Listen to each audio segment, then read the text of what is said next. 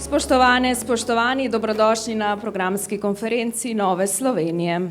Toplo dobrodošlico izrekamo vsem našim gostom, ki bodo z nami delili neprecenljive izkušnje in vizije. Prosim za aplavz.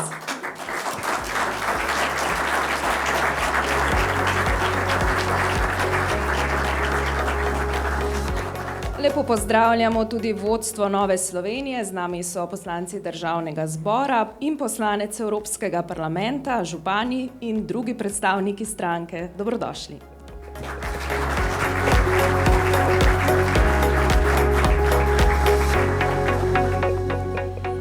Nova Slovenija se je podala v akcijo, ker brez akcije ni reakcije. Zato tudi tak naslov programske konference Akcija za razumne in konkurenčne davke. Akcijski načrt za spodbudno davčno politiko je namreč hrbtenica izpopolnjenega gospodarskega programa Nove Slovenije. Z njim Nova Slovenija vstopa v intenzivne priprave na parlamentarne volitve.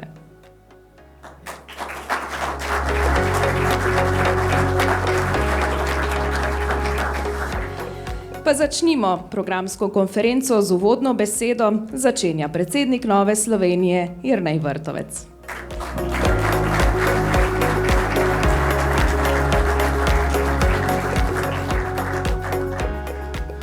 Torej, spoštovani prijatelji, drage članice in člani Nove Slovenije in prav lepo pozdravljam naše goste na današnji programski konferenci. Res sem vesel, da smo se te programske konference udeležili v takšnem številu, da pokažemo, kako pomembno je, da ima politična stranka močen program, ki definira našo prihodnost. In verjamem, da bo po volitvah ta program definiral razvojno koalicijo, ki jo ta država potrebuje. In zaradi tega imamo naslov Akcija, kajti čas v tej državi je zdaj za akcijo.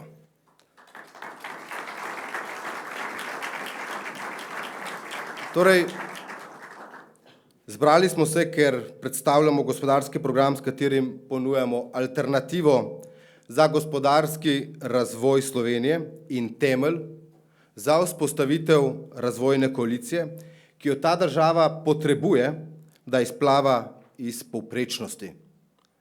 Tja nas namreč vodi tudi obstoječa, vladajoča politika svojo napačno, to si upam trditi, napačno ekonomsko politiko.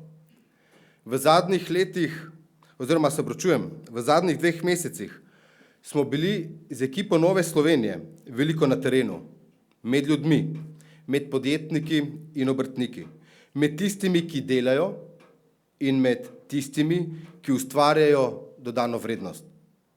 Oni so tista hrbtenica našega gospodarstva, brez katere ni ustvarjalne in podjetne Slovenije.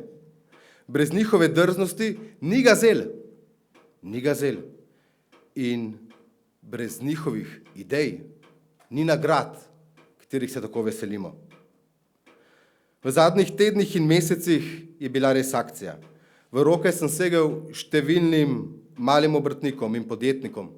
Spoznal sem mnogo novih, delovnih, poštenih ljudi in moram reči, da imamo na številna vprašanja zelo podobne poglede.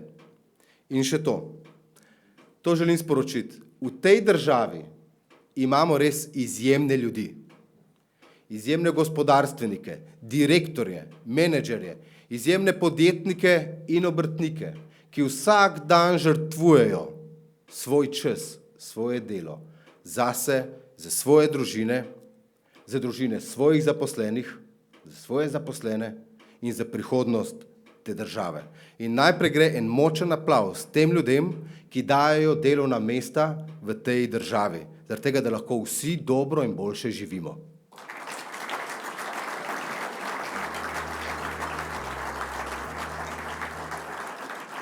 Torej, zelo me veseli, da je naš program odgovor na realne in vsakdanje potrebe tako malih, a še kako pomembnih obrtnikov, normirancev, SP-jev, tudi popoldanskih podjetnikov in tudi študentov, ki delajo, dijakov, ki delajo.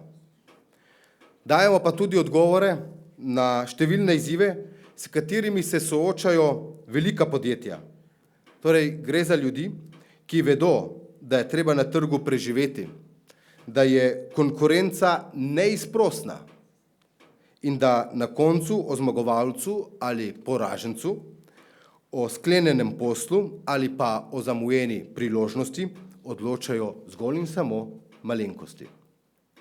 Torej, gospodarski program, ki ga danes predstavljamo, je tako odgovor na bremena in ovire, ki jih 100 tisoč normirancev ali pa samostojni podjetniki in tudi vsi ostali zaposleni doživljajo vsak dan. Je tudi odgovor na vse večje težave velikih gospodarskih družb, ki bijejo svoj boj na mednarodnih trgih, pa jih vedno bolj obremenjujemo z novimi davki in prispevki ter neambicioznim poslovnim okoljem.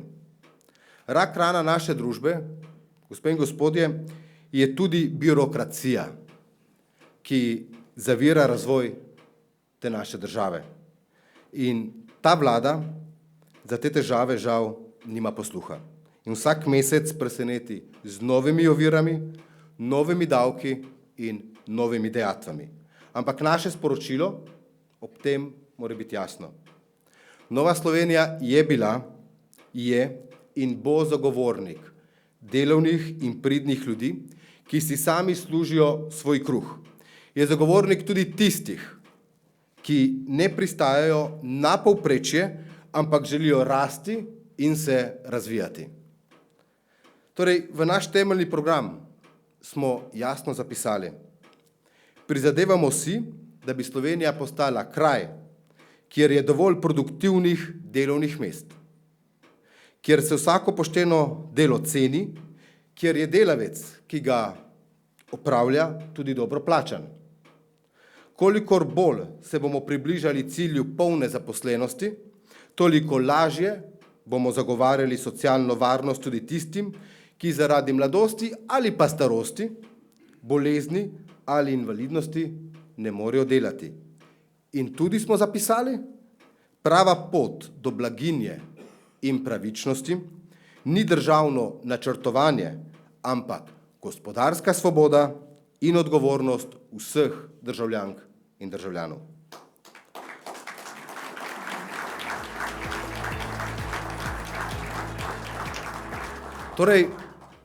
Torej, naredili bomo vse, da zgradimo Slovenijo, ki bo ljudem partnerica in ne breme. Ker pa sprememb na bolje ne moremo pričakovati brez jasne politične volje, smo tudi v politiki našli točke sodelovanja. Torej, stranke, ki si želimo sprememb v tej državi, med drugim sta danes tukaj z nami predsednica Slovenske ljudske stranke, dr. Tina Bregant, in preko video nagovora tudi predsednik stranke Fokus Marko Lotrič. Torej, te stranke dokazujemo, da je sodelovanje možno in verjamem, da bo možno tudi širše sodelovanje po volitvah.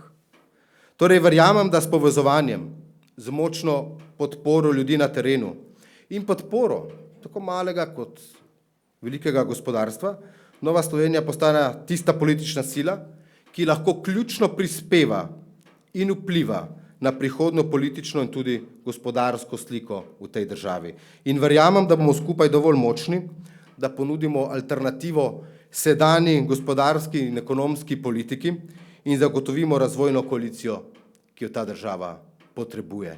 Ne za danes, ampak za jutri. Za naše otroke, naše vnuke in naslednje generacije, ki si zaslužijo živeti bolje v tej državi.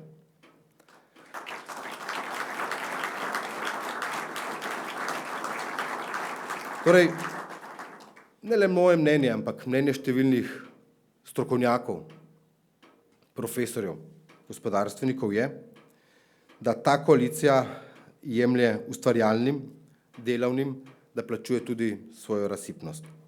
In vse, kar od vlade dobijo tisti, ki ustvarjajo dodano vrednost, so bremena in ponovno nova bremena.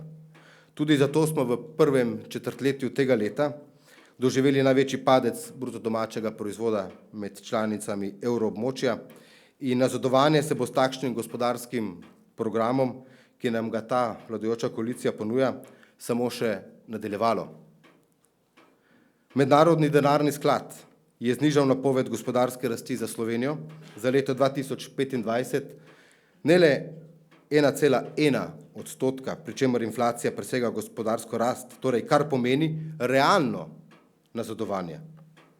Alternativni gospodarski program je torej potreben tudi zato, da ustavimo trošenje čez vse meje in postavimo pravične in razumne obremenitve. Pa naj ponazorim. Pred 4 leti smo imeli proračun nastavljen na 14 milijard evrov. Danes je ta proračun države 18 milijard evrov.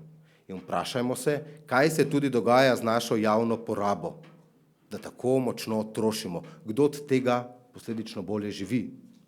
Ali je gospodarstvo zato bolje ali pa bolj razbremenjeno? Ne. Žal ne vem, kam vse ponikne dodatnih 4 milijarde evrov denarja v 4 letih.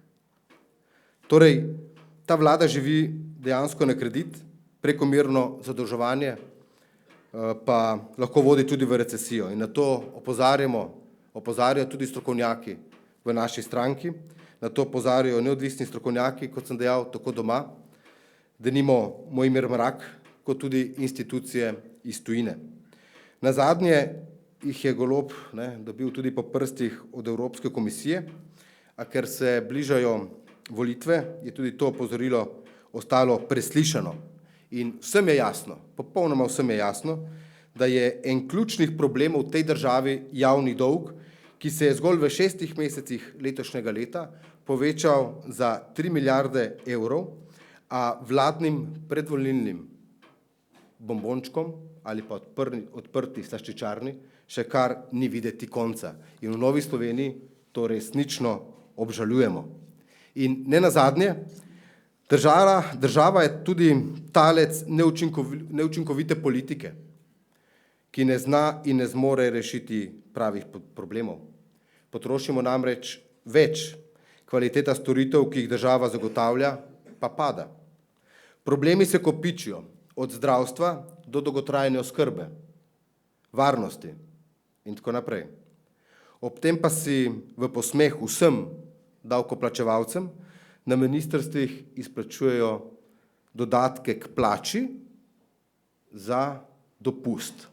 To je pa posmeh vsem tistim, ki v tej državi delajo.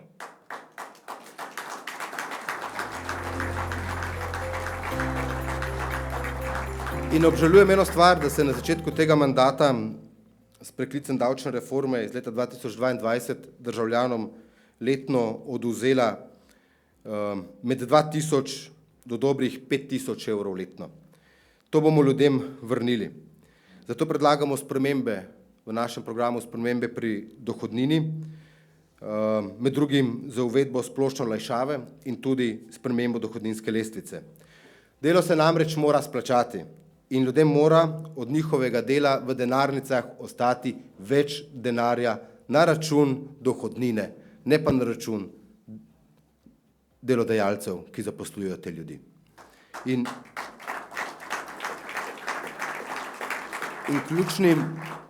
ključni del našega programa so zato razumni davki.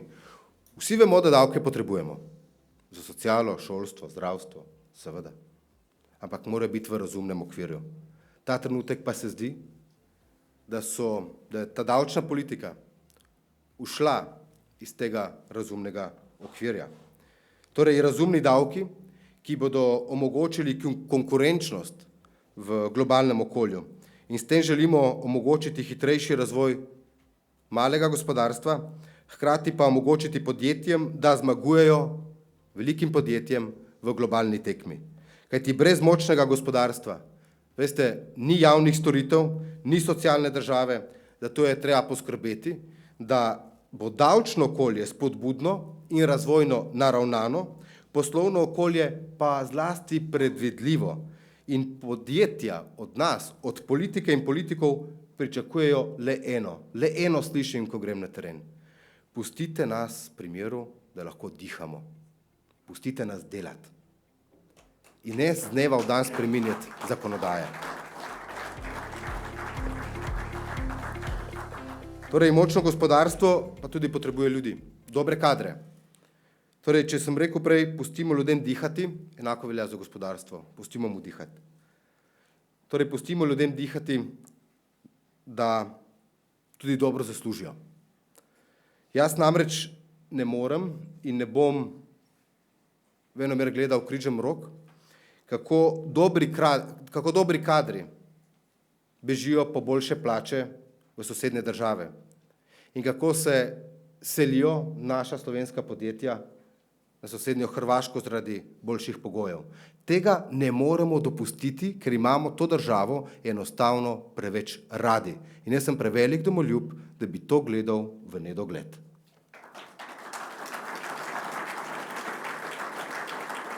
In za konec naj se iskreno zahvalim vsem, ki so ta gospodarski program pripravljali, še posebej našemu predsedniku gospodarskega kluba, gospodu Petru Žmaku in ostalim članom našega gospodarskega kluba, Tinetu Svolšku, tudi dr. Janezu Šušteršiču in seveda vsem ostalim, ki so na kakšenkoli način prispevali k nastanku tega programa.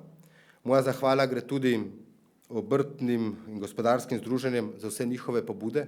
Popolnoma z vsemi smo se v tem mesecu dni srečali. Vsem obrtnikom, SP-jem, podjetnikom, vsem, ki smo si stisnili roke in ste dali kakšenkoli predlog za nastanek tega gospodarskega programa, kajti vsaka izmenjava izkušnje je tudi za nas politike še kako dragocena. In če sem v svojem prvem nagovoru kot predsednik stranke izpostavil, da si želim v slovenski politiki več poguma in ambicioznosti, še posebej, ko gre za našo skupno slovensko prihodnost, mene ne zanima, kot sem že prej dejal, kaj je danes, ampak vedno sem zazrt v jutri. Kajti jutri je naša prihodnost. Danes sem pa prepričan, da smo na to pot stopili pravilno, zazrti s tem gospodarskim programom v prihodnost in verjamem, da lahko dosežemo skupen cilj. Kot sem dejal, razvojno koalicijo. Torej, verjamem, da lahko skupaj z vsemi vami ponudimo alternativo in hkrati sestavimo razvojno koalicijo, ki bo to alternativo zmogla in znala uresničiti. Najlepša hvala in še enkrat hvala vsem vabljenim gostom, da ste se udeležili današnje programske konference. Srečno!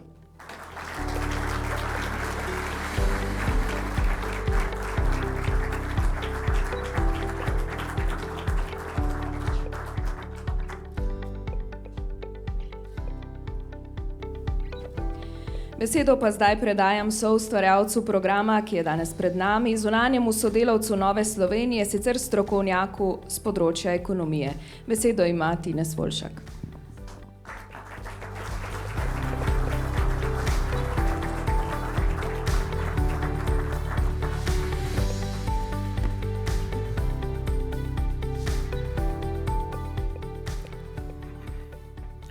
Lep pozdrav, dober večer. Upam, da se slišimo, se vidimo in da se razumemo. Ne razumem pa države, ki spreminja davčni zakon zaradi enodnevnega vremenskega pojava. In ne razumem, zakaj se zadnje dneve moramo pogovarjati o hoji po robu glede javnofinančnega tekočega deficita. In ne razumem, zakaj imamo v času visoke zaposlenosti, visoko trošenje in minus. Te logike ekspanzivne fiskalne politike ne razumem. In ne vidim in ne slišim nobenih načrtov, planov in ukrepov srednjeročnega in dolgoročnega načrtovanja za spodbudno gospodarsko okolje. Nobenih ukrepov javnih financ za srednjeročna prihodna finančna tveganja, ki so visoko ocenjena za našo državo. Nobenih javnih razprav, nobenih polemik, kako bomo ustrezno zagotovili prihodno blaginjo, blagostanje in po kakšni vrednosti. In kaj bomo naredili, ko ne dosegamo 2,1,14 rodnosti? Vidim, slišim in čutim pa visoke davke. Vem, da nam padajo v četrtletnih statističnih podatkih bruto investicije v BDP-ju in to ni dobro. Vem, da ne vršimo alternativnih ukrepov aktivnega upravljanja davčnih izdatkov, imamo le statistične buletine. In imamo aktivnega gospodarskega upravljanja proračunskih izdatkov.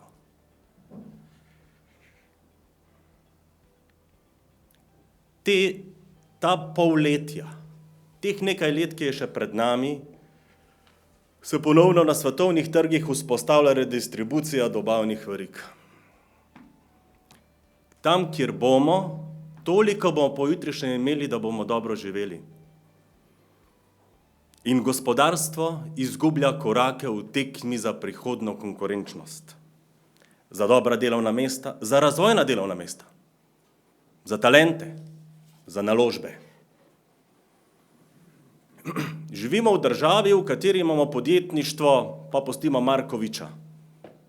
Že nekaj desetletij, pa ga ne razumemo. Pa ga gremo dodatno obremenjevati, pa administrativno nadzirati. In imamo državni aparat, ki mu manjka ambicioznost. Kaj državni aparat sporoča, kaj so naši cilji? In vse to se odslikava v kozmetičnih popravkah davčne politike.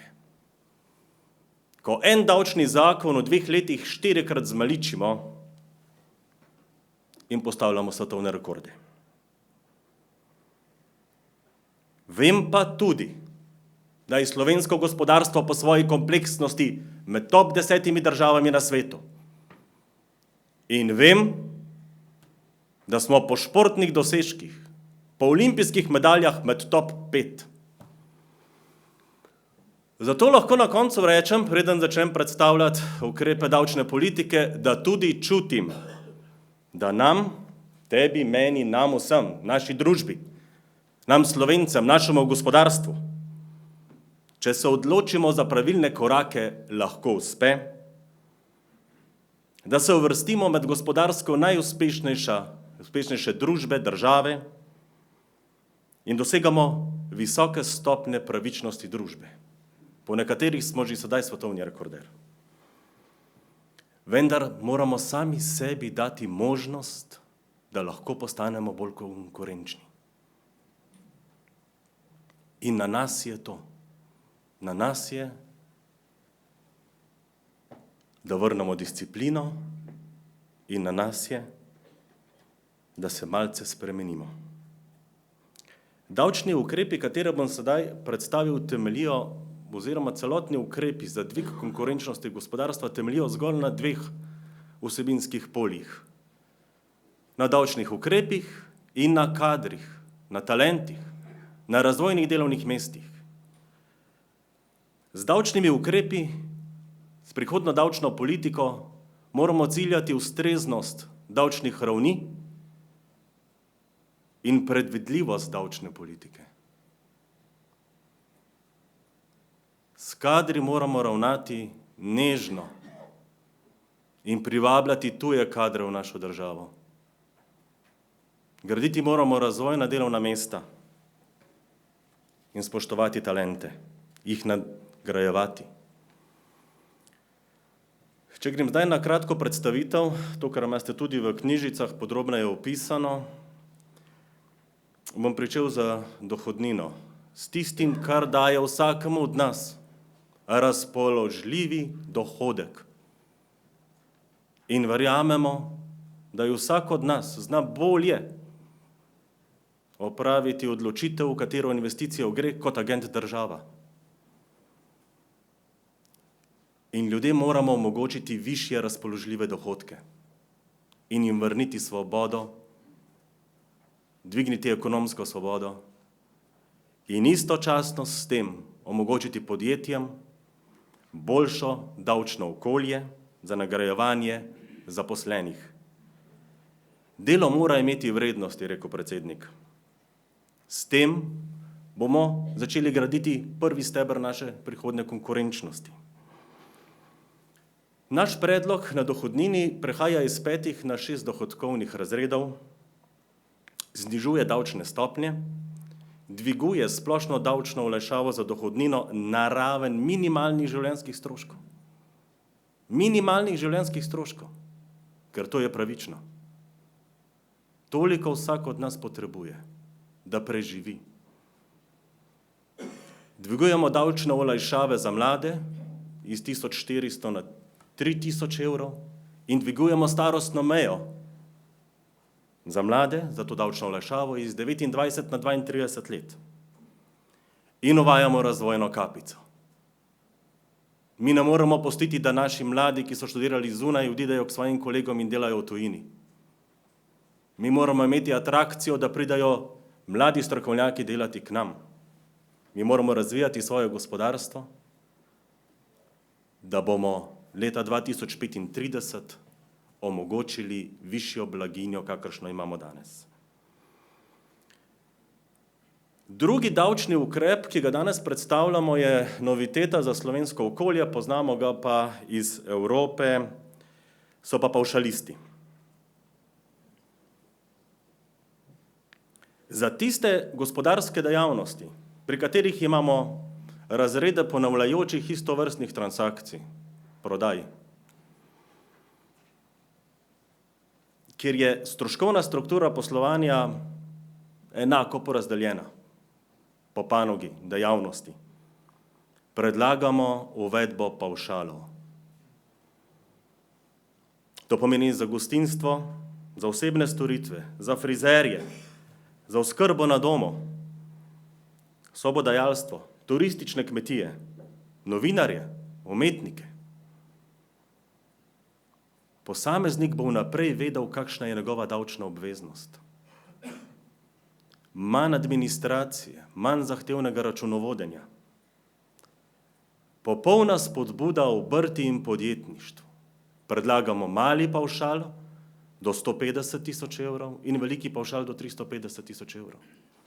Za vsako panogo svojo določeno davčno stopnjo. Kot tretji od predlogov, ki je naši javnosti še najbolj znan, so podedovani normiranci, SP-ji. Predloge, ki so bili že javnosti sporočeni, prav gotovo poznate.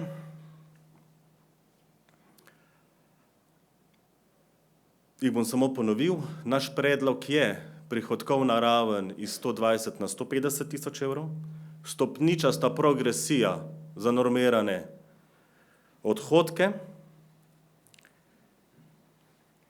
pri popoldanskem pa dvig iz 50 na 70 tisoč evrov letno, prav tako za stopničasto progresijo priznavanja normiranih odhodkov.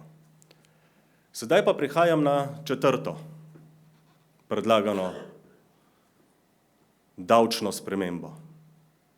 In če smo prej rekli, da se razumemo, pa se ne razumemo, skupaj kot ekipa Slovenije moramo sami sebi dati konkurenčne prednosti. Pred nami so drugi igralci in ta naša ekipa Slovenije mora ponovno igrati v najboljših ligah. Predlagamo spremembo davka na dohodek pravnih oseb. Zapuščamo dosedanjo linearnost. Zapuščamo dosedanjo filozofijo, ne vem kakšnih vseh olajšav, unih členov in teh členov. Vam bom povedal en jasen prikaz. 55. člen DDPO-ja, agregat prijavljene 100% davčne olajšave za investicije v Sloveniji ne dosega 400-500 milijonov na letni ravni. Kaj to pomeni za investicijsko kapaciteto potencijala? Slabi podatki. Uvajamo DDPO v višini od 10 do 15 odstotkov. Glede na uvrstitev podjetja v prihodkovne razrede. V tem delu predlog delno sledi tipologiji ZGD-ja z umestnimi razredi. S tem, da uvajamo dodaten najvišji razred na 250 milijonov z nižjo davčno stopnjo od 15 za 12. In kaj je najbolj pomembno? Tudi tukaj je stopničasta progresija. Se pravi, da podjetjem vračamo nazaj večjo investicijsko moč, večjo moč za prenos tveganj poslovnih odločitev.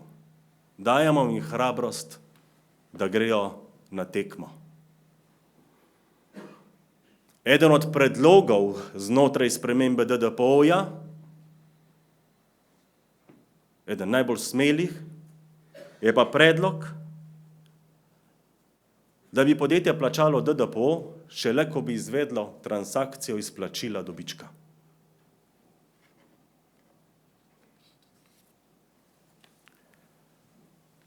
Poleg teh davčnih ukrepov predlagamo še študentski SP in v biltenu, ki ga imate, tudi pojasnjeno obravnavo do kriptosredstev. Če smo rekli, da rabimo zgolj 2 polja za prihodno tekmo naše ekipe, ustrezno davčno okolje, ki nagrajuje tiste, ki delajo in omogoča tveganja, je drugo polje. Smo mi, kadri, razvojna delovna mesta, naši otroci.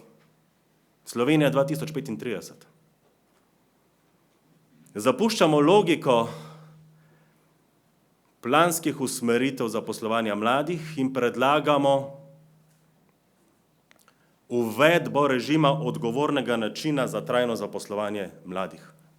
Odgovornega režima. Da ne bomo tako kot v uvodu kaotično hodili sem in tja. Dosedanje politike dvigujemo starostno mejo z 29 na 32 let. Ukrepe, ki smo jih pripravili, smo razdelili na 2 ciljani skupini. Na mlade, srednjošolce, višje šole in prva bolonjska stopnja in na druga bolonjska stopnja in višje. Kaj želimo? Želimo vpeljati sistem trajnega zaposlovanja mladih,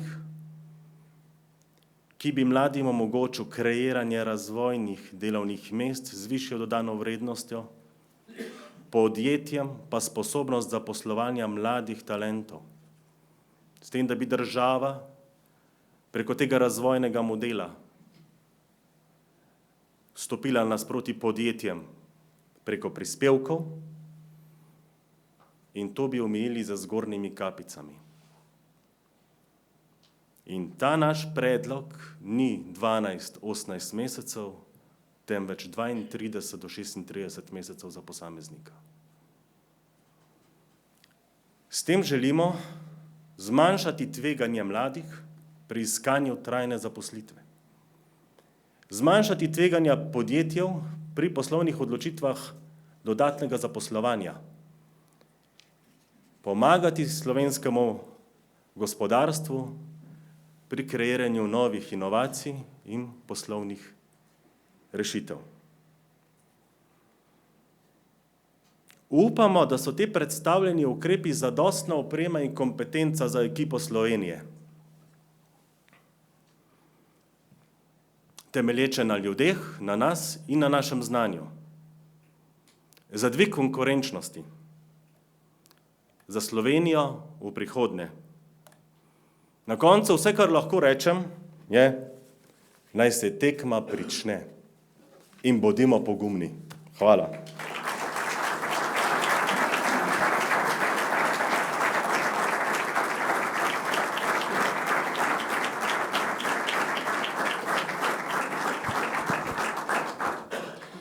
Programske rešitve Nove Slovenije pozdravlja tudi ekonomist in nekdanji finančni minister Janez Šušteršič, ki se je za danes opravičil, ker je žal zadržan. Bomo pa prisluhnili Marku Lotriču, predsedniku Združenja delodajalcev obrti in podjetnikov Slovenije. Nagovoril nas bo prek videoposnetka.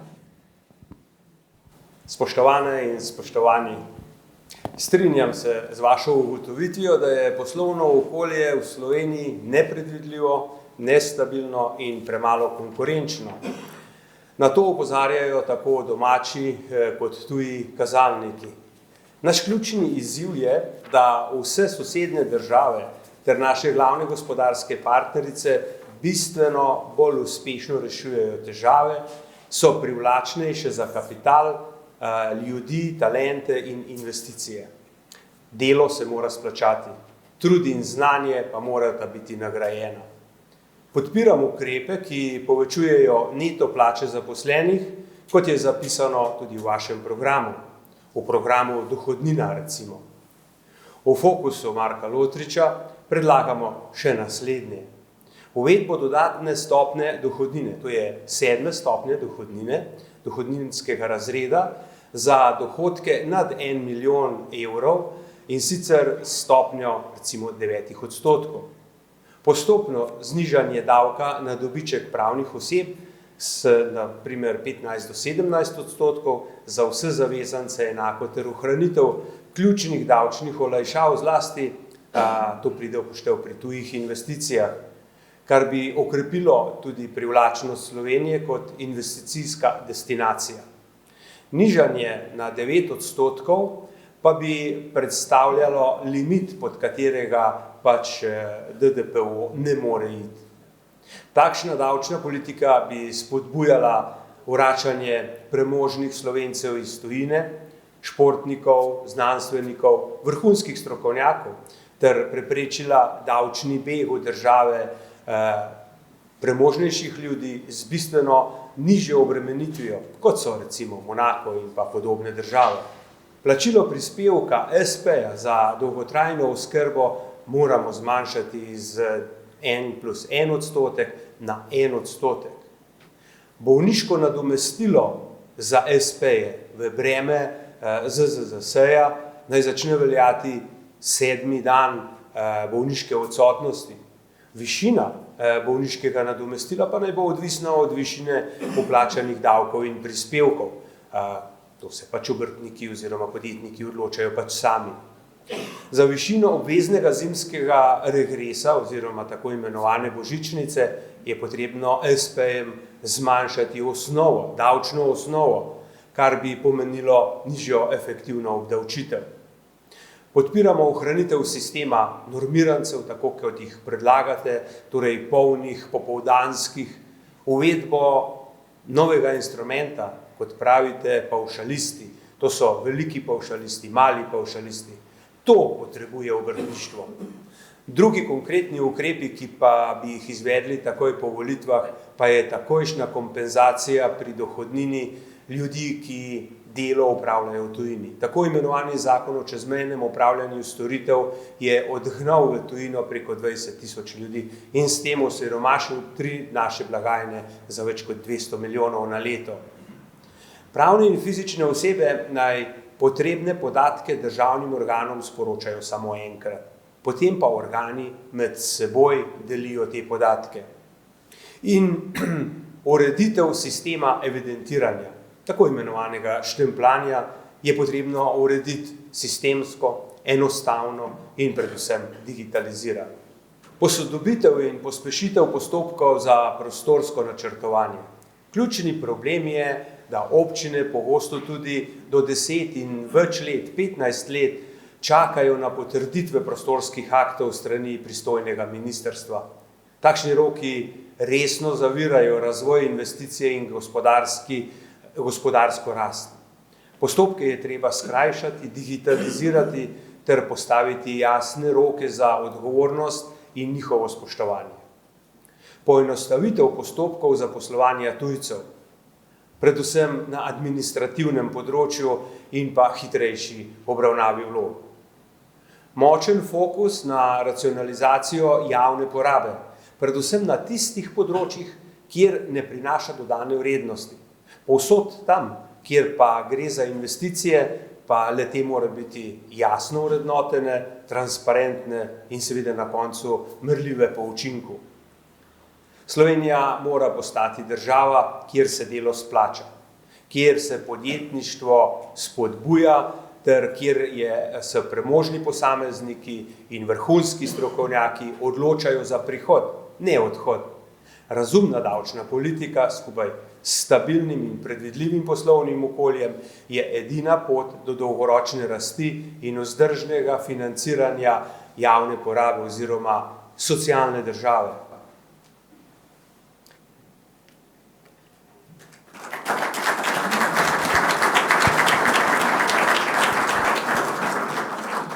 Uvodnim razmišljanjem sledi glavni del konference. Za govornico vabim osrednjega govornika, z nami je predsednik uprave družbe NLB Blaž Brodnjak. Izvolite.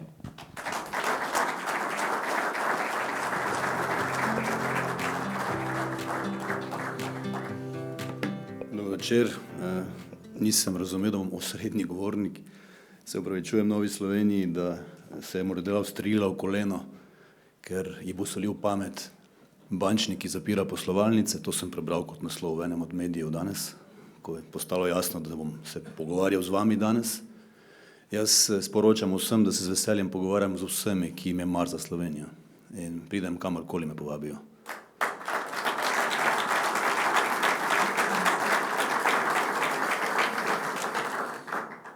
Sem ateist in verjamem v pravico do splava, mimogrede. Verjamem multilateralizem, verjamem v liberalno demokracijo, verjamem pravico do samoopredelitve, samoodločbe, kakorkoli želite.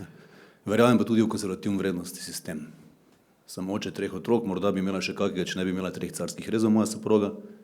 Sem ded v Republiki Sloveniji, mlajša hči je, starejša hči je rodila pri 24, mlajša hči pričakujemo, da bo rodila v naslednjih dneh pri 23. Se pravi, se ukvarjamo z demografskim prehodom zelo resno in odgovorno.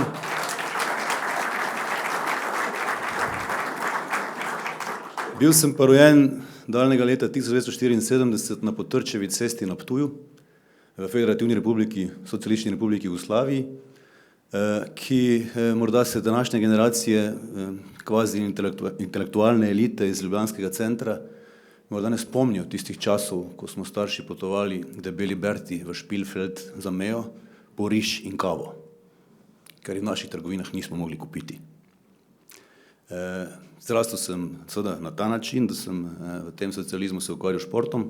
Sem bil 3. pionir v Sloveniji v namiznem tenisu. Svojo soprogo sem spoznal v 1. letniku takratne gimnazije in skupaj sva 36 let. Torej, ko govorimo o konzervativnem vrednostnem sistemu, verjamem v družinske vrednote, verjamem, da so božje zapovedi splošni postulati normativnega okvira delovanja vsake družbe, soodgovornosti in do posameznika, do sočloveka in tako naprej. Se pravi, sem izpričan liberalni demokrat, morda bi me nekateri umestili v levičarsko sceno, ker sem ateist, ne? Na drugi strani pa verjamem v konzervativni vrednostni sistem in povezovanje. Rojen sem bil na tem istem Ptuju kot prav vnuk majstrovega borca in imam posebno afiniteto do domovine, se pravi, sebe bi opredelil kot izrazitega domoljuba. Delujem v tej državi kljub temu, da sem dokazano mednarodno konkurenčen in bi lahko deloval tudi kje drugje. Iz te države sem že enkrat odšel karierno. Začel sem s Potrčevo cesto, ker bom zaključil s Potrčevo cesto, ker je zelo pomenljivo, ker ima na tej ulici sedež Perutnina Ptuj. Bom povedal, zakaj to govorim. In skupaj smo zrasli včasih ukvarjanja s tako ali drugačno konkurenčnostjo takratnega družbene ureditve, ko smo pa potem se seveda prevesili v samostojno Slovenijo in trdim, da je to eden največjih dosežkov seveda tega naroda, kadarkoli sploh, narod z 2 milijonoma prebivalcev, s svojim jezikom in svojo državo. Avstrijci nimajo svojega jezika. Imeti svoj jezik in svojo državo je privilegij, ne? In mi smo seveda drugačni in posebni, zgodovinsko gledano, ker smo seveda skrajno prilagodljivi, zato ker smo vedno bili na prepihu med severom in jugom, med vzhodom in zahodom in smo trgovali. Originalno smo bili kmetje, večinsko smo bili kmetje, zastopam tudi slovenske kmete, mora biti, ne zgolj neoliberalna kapitalistična izkoriščevalce sužnje v obliki bančnikov. Ravno sem prišel decembra 2012 v Ljubljansko banko kot senator, ne tisti, ki je davkoplačevalski denar pokuril, kot senator. In moje poslanstvo na Ljubljanski banki bo izpolnjeno, ko bo njena tržna kapitalizacija, se pravi vrednost na trgu, znesla 10 milijard evrov, kar pomeni, da bo samo delež Republike Slovenije v njej vreden bistveno več, kot je bila celotna državna pomoč, prištejte pa še dividende in kupnino od privatizacije.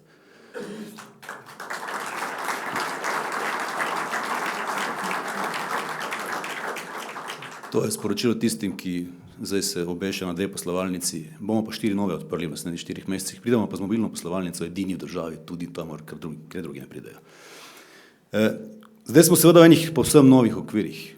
Imeli smo to možnost, ta pogum, in če sem pogledal sestavo državnega zbora takrat, ob osamosvojitvi je tam sedel who's who of Slovenija, svet intelektualne elite. Popolna razdvojenost, izbrisovanje, odklanjanje, zavračanje. Ne? Izbrisali smo ljudi in premoženje v tej državi, mogoče če vam ni jasno. Ljudi in premoženje smo izbrisali. Ne? In to s krajnjimi posledicami za te ljudi in za to premoženje. Moramo se zavedati, da seveda smo v enem povsem drugačnem geostrateškem kontekstu danes, kot smo bili takrat, ko smo imeli veliko vizijo vstopa v Evropsko unijo, prevzem evra, in do leta 2007 smo imeli te sanje in smo jih tudi dosegli, ker smo bili poenoteni. S finančno krizo je prišlo do resnega preloma. Nismo se znali odzvati. Zakaj? Zato, ker smo bili kmetje, zato, ker smo bili 650 let del Habsburške monarhije. Premoženje je bilo v rokah predvsem tuje gospode. Realno. Nekaj naših industrialcev smo po drugi svetovni vojni pobili in pobrali premoženje ali pregnali. Ne? In s tem seveda smo imeli popolno diskontinuiteto. Mi nismo znali upravljati z nečim, kar se imenuje država. In trdim, da tudi danes ne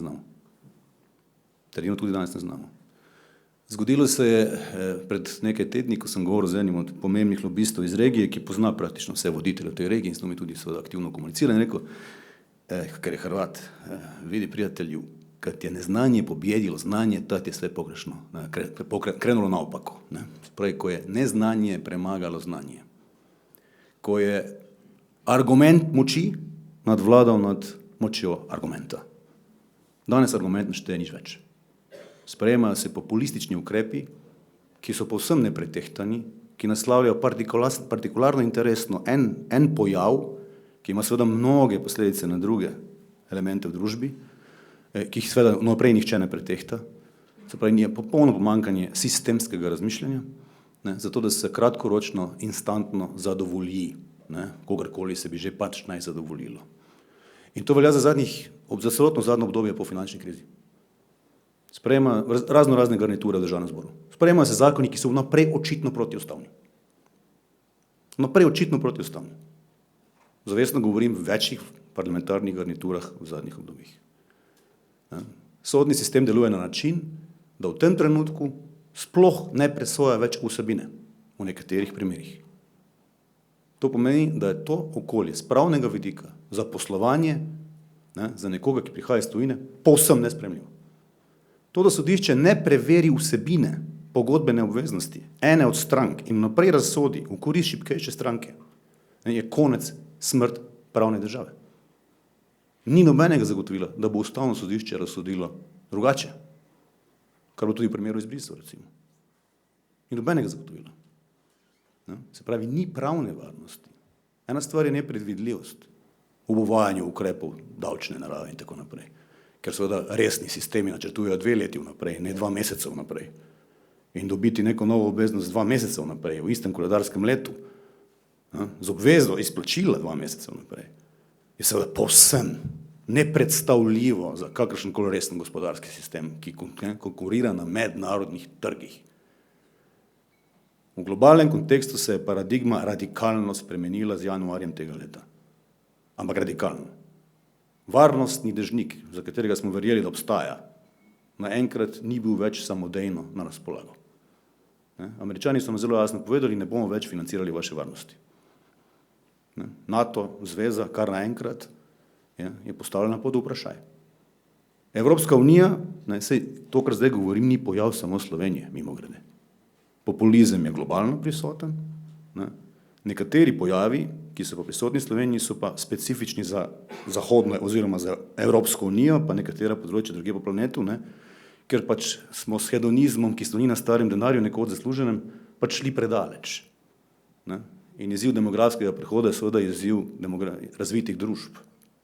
Razvitih družb, kjer se seveda dame osamosvojijo materialno in seveda se tudi odločajo samostojno v tem, na kak način bodo svojim življenjem krojile, kar je seveda vsem upravičeno in legitimno, ampak s tem, ko rojevajo manj otrok, smo pač negativni spirali postopnega umiranja te družbe. Temu se ni mogoče izogniti.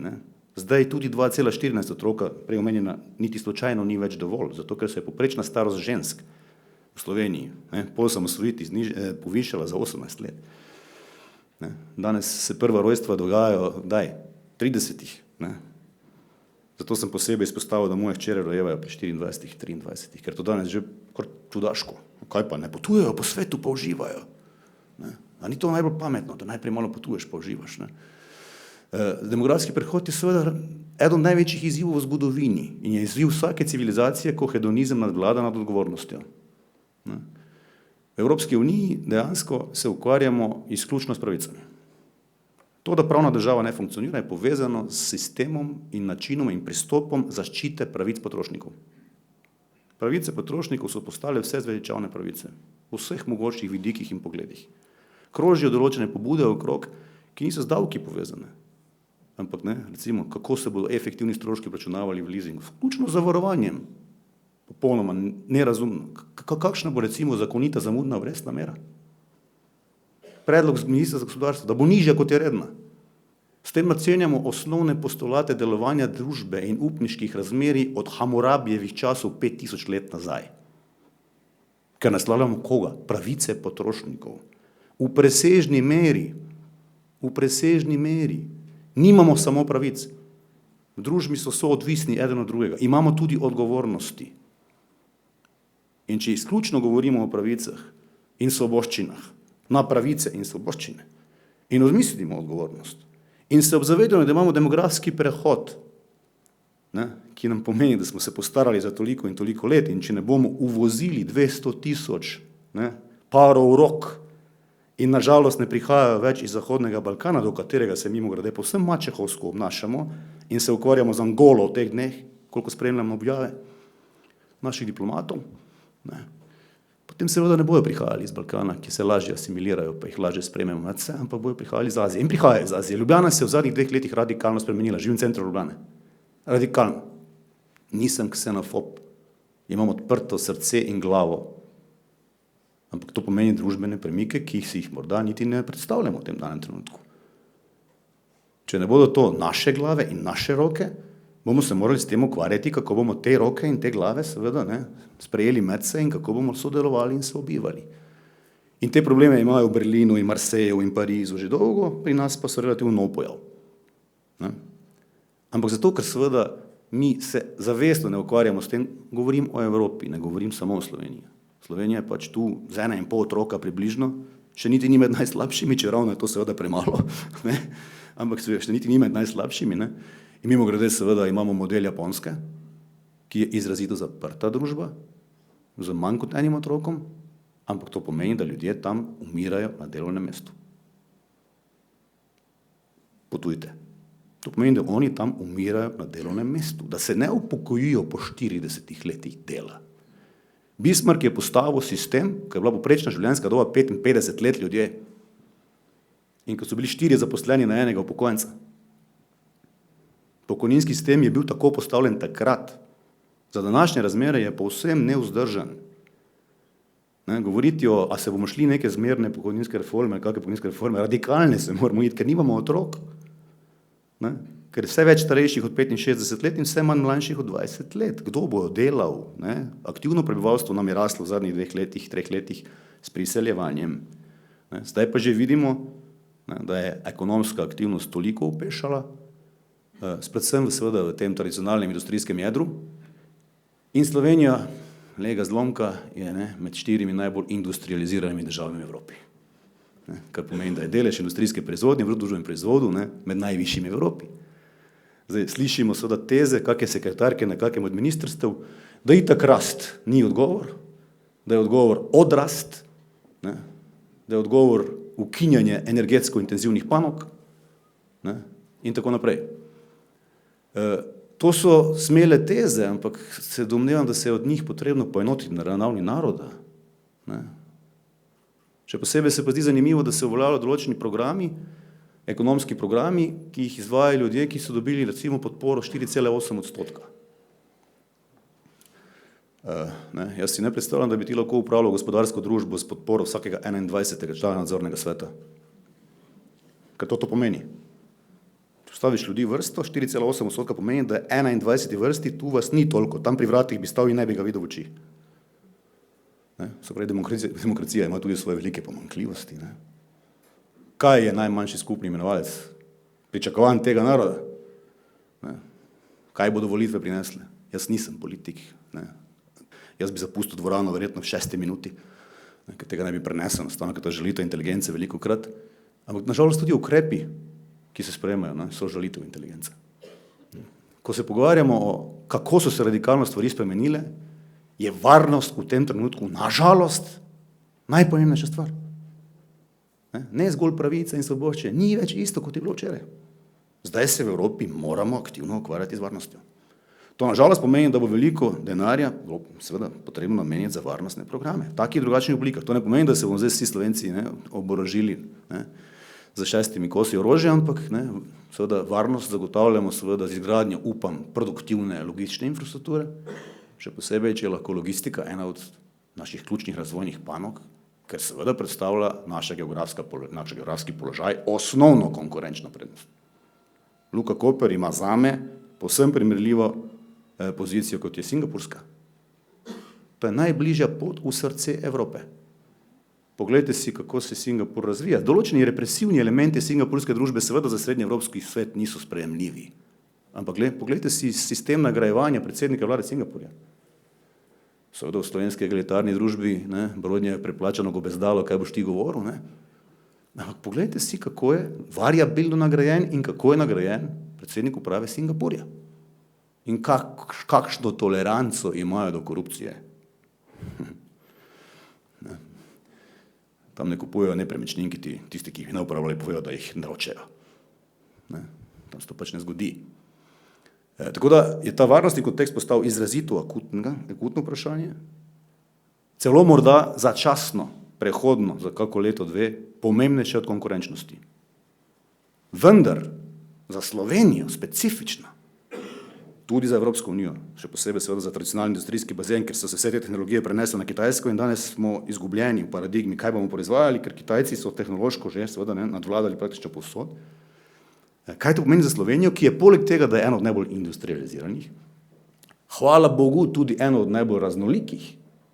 Prej smo govorili o kompleksnosti, jaz kompleksnost alternativno lahko pojmem tudi raznolikost v Evropi in s tem tudi na svetu, s čime se tveganja razmejujejo, ker je relativno manjša odvisnost od posamečnih panog, če imaš zelo raznoliko strukturo gospodarsko.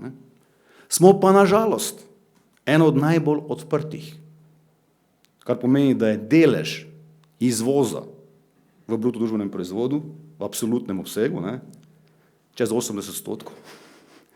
Ljudje, a se predstavljate, kaj to pomeni? Mi smo med najbolj odprtimi državami na svetu. In ker smo tako odprti, smo daleč med najbolj odvisnimi od mednarodne konkurenčnosti. Mi se ne pogovarjamo o davčni ureditvi za ston. Mi se ne pogovarjamo o obremenitvi dela s davki in prispevki, zato ker je pač Brodnjak bi rad bil boljše plačan. Ampak zato, ker je slovensko gospodarstvo tako zelo odvisno od mednarodne konkurenčnosti. In zelo me veseli, da se začenja spostavljati neka kritična masa ljudi, ki razumejo pomen mednarodne konkurenčnosti, zato da bomo lahko obstali, stali in obstali, zato ker enostavno mi s to svojo veliko odvisnosti od mednarodne konkurenčnosti imamo bistveno večje izzive, kot mora biti kakšna Poljska 40-milijonska, ki je lahko celo samooskrbna, ki mora biti celo lahko brez Evropske unije preživi. In potem, ko imamo pri polni zaposlenosti, praktično, če ravno je oktober na oktober prvič brezposelnost zanihala navzgor, in to izhaja seveda iz težav v realnem sektorju, tudi storitveni sektor se racionalizira skozi celotno obdobje.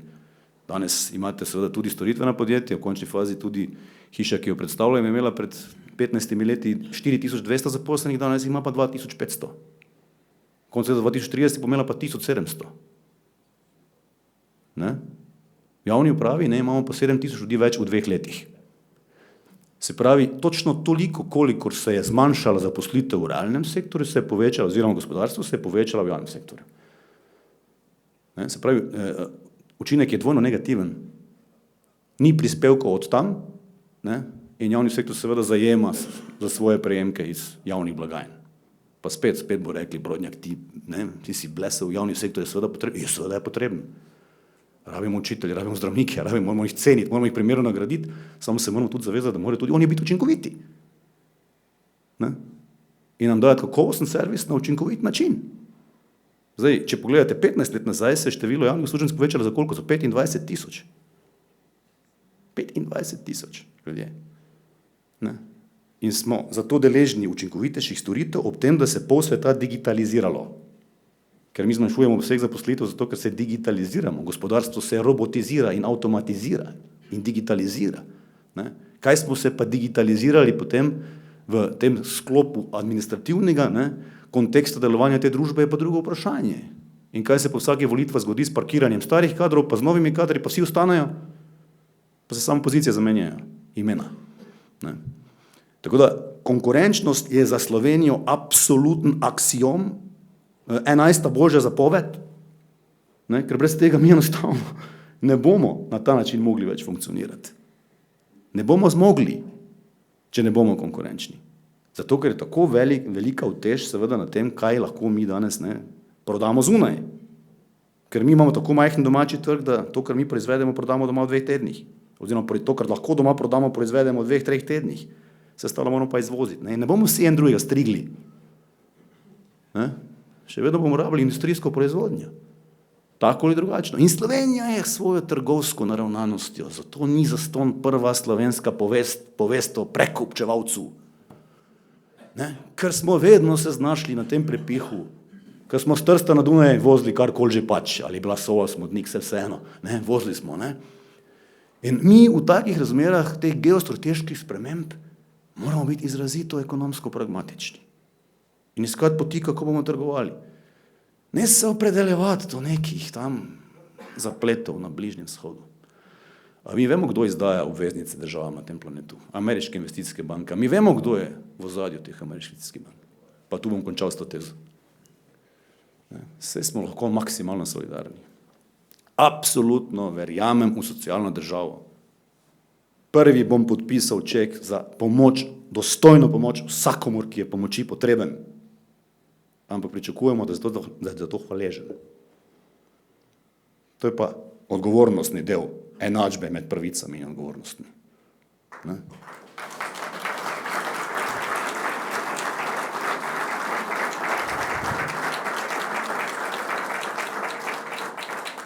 In kar se v zadnjih 2 letih, 3 letih dogaja, in kar pa mene osebno, pa ne kot bančnika, pa neoliberalnega kapitalista, pa ne vem, če ravno sem predstavnik kmetov in sin socialne delavke, kar me pa res prizadene, so pa ta javna označevanja in šikaniranja. Dragi lastniki, dragi direktorji, mi je zelo žal za vas. To se bo zgodilo. Tak način komunikacije na ravni centralnega komiteja Komunistične partije, iskreno.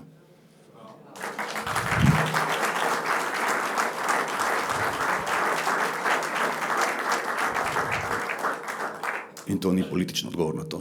To je enostavno, užaloščen sem zaradi tega, iskreno. Zato, ker to aktivno odganja tiste, ki ustvarjajo vrednost.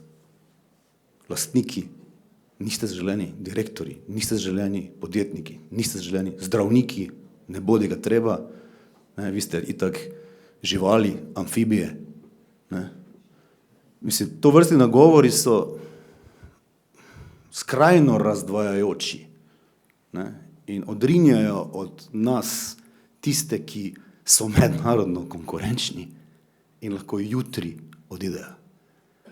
In mnogi so že odšli, mnogi so zunaj z eno nogo in čakajo, kaj se bo zgodilo, in bodo pritegnili drugo nogo. Ne? Mnogi, o katerih je bilo govora, da moramo Slovenijo pripeljati največje talente, pa sem ne bodo prišli. Zato, ker če mi želimo biti mednarodno konkurenčni, ne moremo tekmovati s ceno. Moramo na mednarodnih trgih tekmovati s kakovostjo, ker če tekmujete s ceno, boste zapekli nizke plače. Sicer ne morete biti poceni. Če želite tekmovati s kakovostjo, pa pomeni, da morate biti kakovostnejši, boljši od Švicarjev in Nemcev. Kdo bo te rešitve razvil? največji umi tega sveta, ne Slovenije. Mi rabimo tu največje ume tega sveta in jih lahko pripeljemo, ker imamo kakovost življenja in bivanja, ki je nekje druge lahko samo sanjajo. Samo sanjajo. Slovenija je raj na zemlji.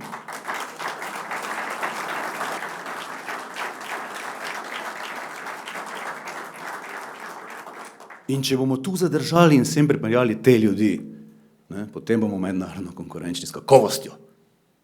To bo gradilo dodano vrednost. To bo napajalo močno socialno državo, ki si jo želimo, samo jo moramo sfinancirati. Ne? In če odpremo mi proračun na 3% skoraj primanjkljaja, ob pričakovanji rasti 2%, pri čemer je realni sektor na kolenih, ne, so te predpostavke smele. Spomnimo se leta 2013, ko pri 10 milijardah dolga nismo uspeli izdati obveznice pod normalnimi pogoji. Seveda smo morali sanirati bančni sektor in tako naprej, bilo je kar nekaj neznank, ampak danes je tega dolga čez 45 milijard, ne? Zdaj že skoraj 47, koliko, ne? Ne 10. Takrat je bilo to bistveno manj v bruto družbenem proizvodu, danes je 68%. Ne? In se primerjati z Nemčijo, ki je res prevelika, da bi padla, ne? Je smelo. Smo bliže grškim scenarijem mi kot pa nemškim scenarijem. Zato, ker se seveda špekulanti na mednarodnih kapitalskih trgih vedejo izrazito oportuno in izkoristijo vsakega, ki je na kolenih. In to do obisti. Govorim iz lastne izkušnje, ko sem pred 3 leti komaj izdali obveznico po 10,75%. Ko so nam kolegi iz ene od ameriških investicijskih bank rekli, ni interesa. Zdaj se vračamo tisto, kar sem prej rekel, pa ne tam konča. Kar naenkrat ni interesa. Kapitalski trgi delujejo na način, da 4 ljudje sedijo v Londonu na kosilu. Če kdo misli, da delujejo drugače, se moti. Tako delujejo kapitalski trgi na tem svetu. Govorim z prve roke, iz izkušnjami. Iz vodilnih in nadzorniških položajev iz 17 bank v 8 državah, ki sem jih zasedel v 25 letih. 4 mednarodnih pred Ljubljansko banko. In zadeva je tako kompleksna, da je treba reči bob in razmišljati sistemsko. Veseli me, da se pogovarjamo o razbremenitvi davčni. Verjamem, da lahko najdemo tudi dodatne žepe za obremenitev.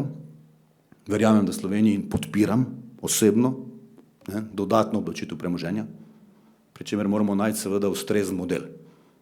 Poenostavljen, neka razumno nizka stopnja davka na vse premoženje, brez izjeme. Ko se smemo pogovarjati o nepremičnini, bomo tako rekli, kaj je vikend, kaj je moja, kaj je babice, kaj je od tete. Ne? Če pa se pogovarjamo o vsem premoženju, ne? Če ga ne znamo še popisati, dajmo poskrbeti, da ga bomo znali popisati, vključno s kriptom, vključno vsem, vse, kar imaš, 0, ne vem koliko posto, ne? In je to davek na premoženje. Enostavno davek, čisto enostavno, čim bolj poenostaviti. Ivan Simič je dal neko idejo v tej smeri, ne? In s tem lahko tudi vi lažje argumentirate in upravičite razbremenitve na drugi strani. Zato, ker to nam tudi OECD govori, seveda, obremenitev dela je previsoka, obremenitev premoženja je preniska.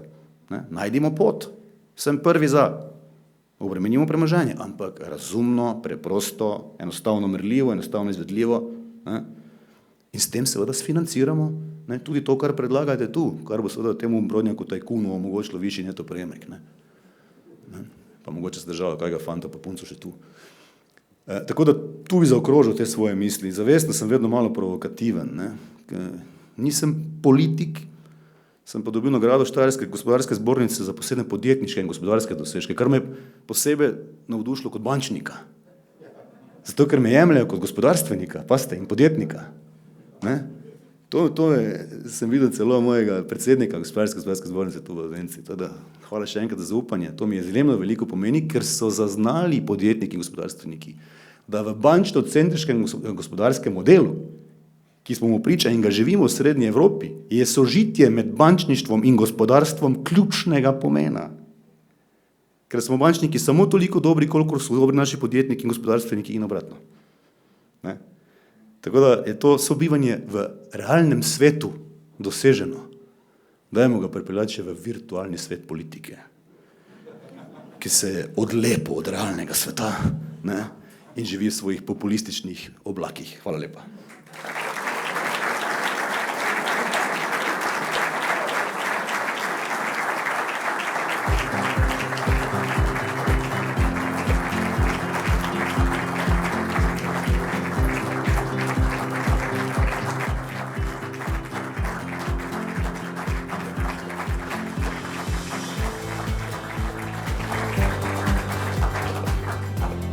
Najlepša hvala.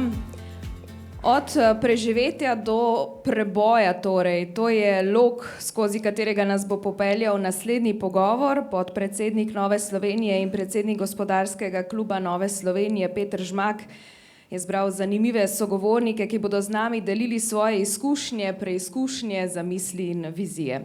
Blaž Cvar je predsednik Obrtno-podjetniške zbornice z bogatimi izkušnjami iz krogov malega gospodarstva, nič kaj dosti pa svojo kilometrino v gospodarstvu in podjetništvu ne zaostajajo preostali sogovorniki. Irenca Erminijo Rovanšek, Damjan Roter Grlica in Mojca Trnovec. Izvolite.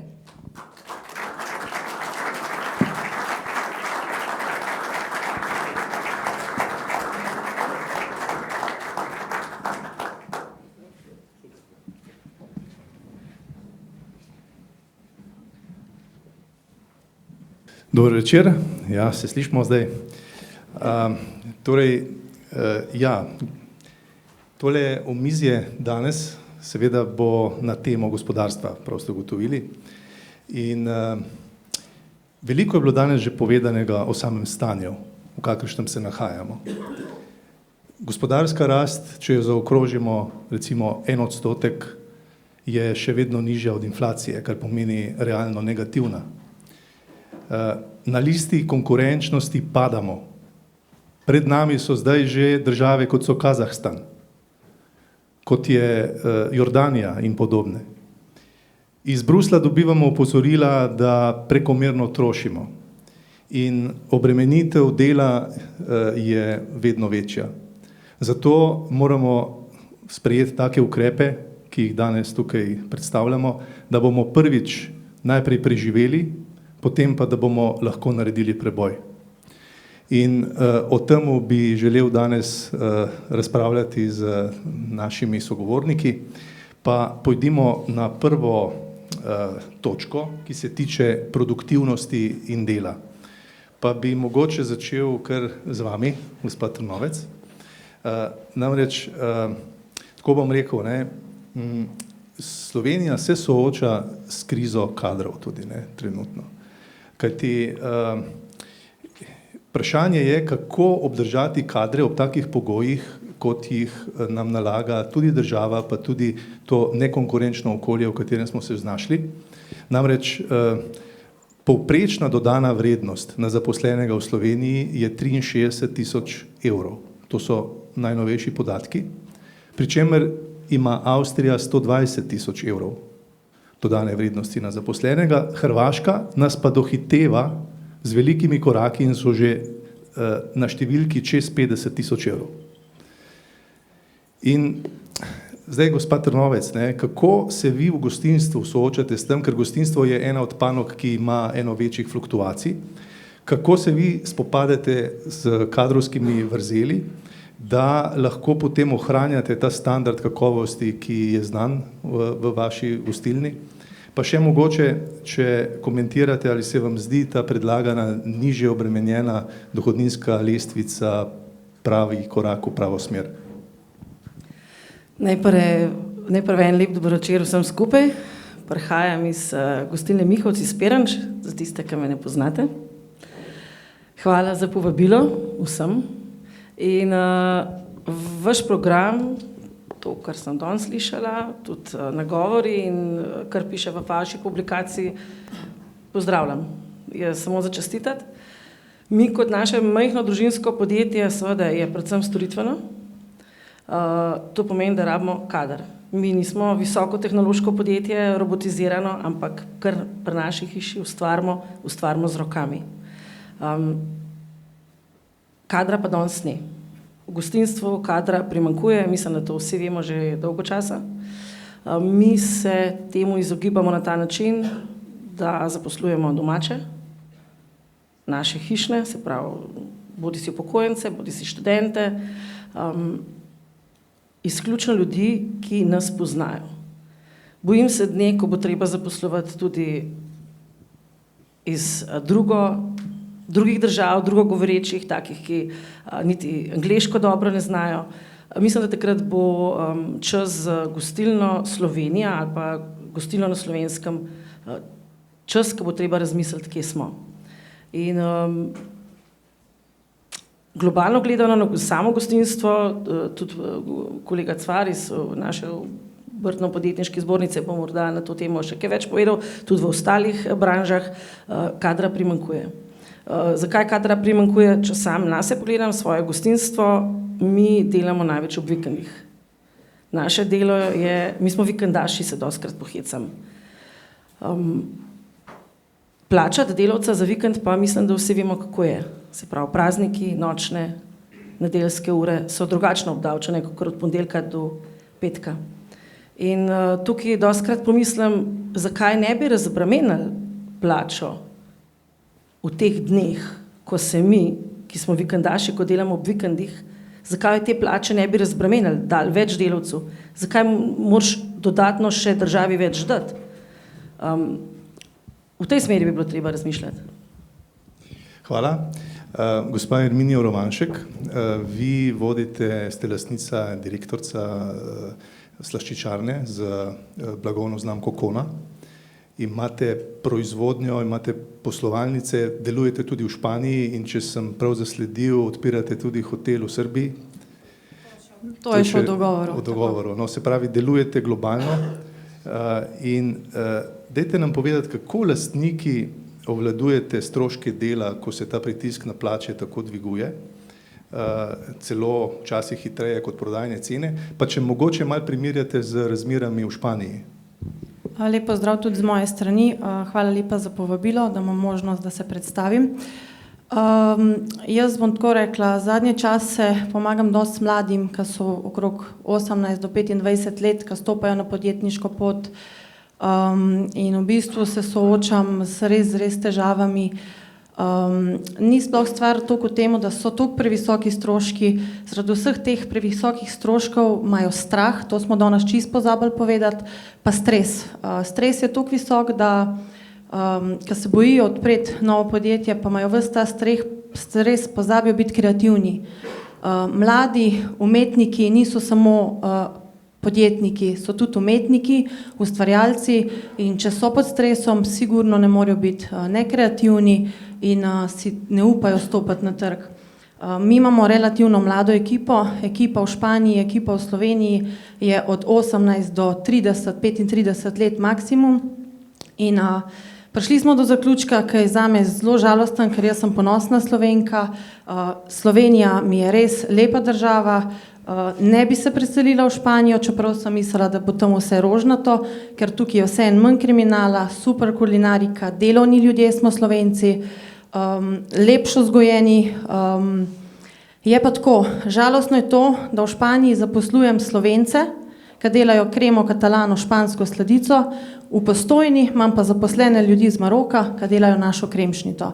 Jaz mislim, da vam to dovolj pove. Hvala.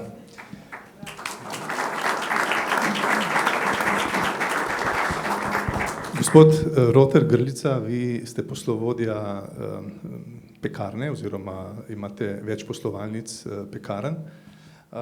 Zdaj, povedali smo že, da je slovenska produktivnost je pač majhna v primerjavi z nekaterimi drugimi državami, celo pod povprečjem OECD-ja. Na drugi strani tudi dodana vrednost je mala. Kako se ta manko na tej dodani vrednosti recimo kaže v maržah? Zdravo.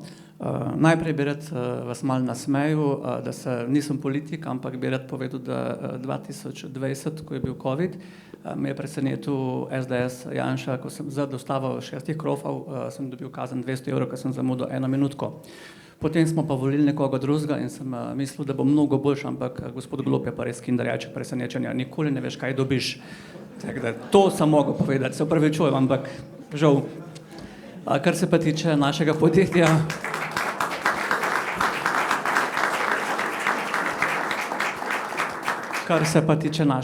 naše firme, mi smo že 103. leto obstojamo v Sloveniji, slovenska roka, slovenski ljudje, jaz sem 4. rod, tukaj doma in kako se poznam? Grozno, ker je pač težko delati, cene gre da gor in ljudje že tudi malo gledajo, kaj kupijo, ker je vse dražje.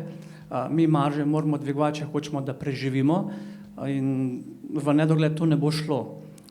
Strah nas je zdaj decembra, dobesedno, ker pač mi smo le pekarna, mi delamo žemlje, to so majhni produkti, majhni zneski in velikega tukaj dobička ni. In zdaj še ta preostanek dobička, namesto da bi ga dali podjetju, da ga nagradimo z razvojem, bomo zdaj dali rečemo ljudem. Mi damo vsako leto ljudem božičnico, ampak koliko lahko damo, da te pa nekdo omeji en mesec pred iztekom leta, z zneskom določbe je pa to meni grozen. In grozno so pač besede, ko reče gospod predsednik vlade, da država bo dala in da pač kdo ostali ne morejo, da pač mu je zelo žal, da žaluje z nami. Samo on se ne zaveda, da mi ustvarjamo državo, mi smo kapital države in brez nas on gre lahko domov in ne vem, od česa bo živel tudi on. In ja, grozno, ampak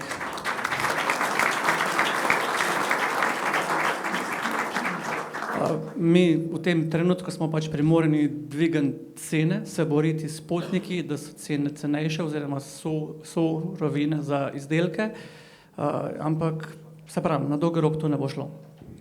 Nažalost. Gospod Svar, vi ste predsednik Obrtne zbornice Slovenije, pa tudi gostinec, tako da veste in vidite tudi v praksi, kako se stvari dogajajo. Pa bi vas tako vprašal, glede na to, da ste predsednik Obrtne zbornice,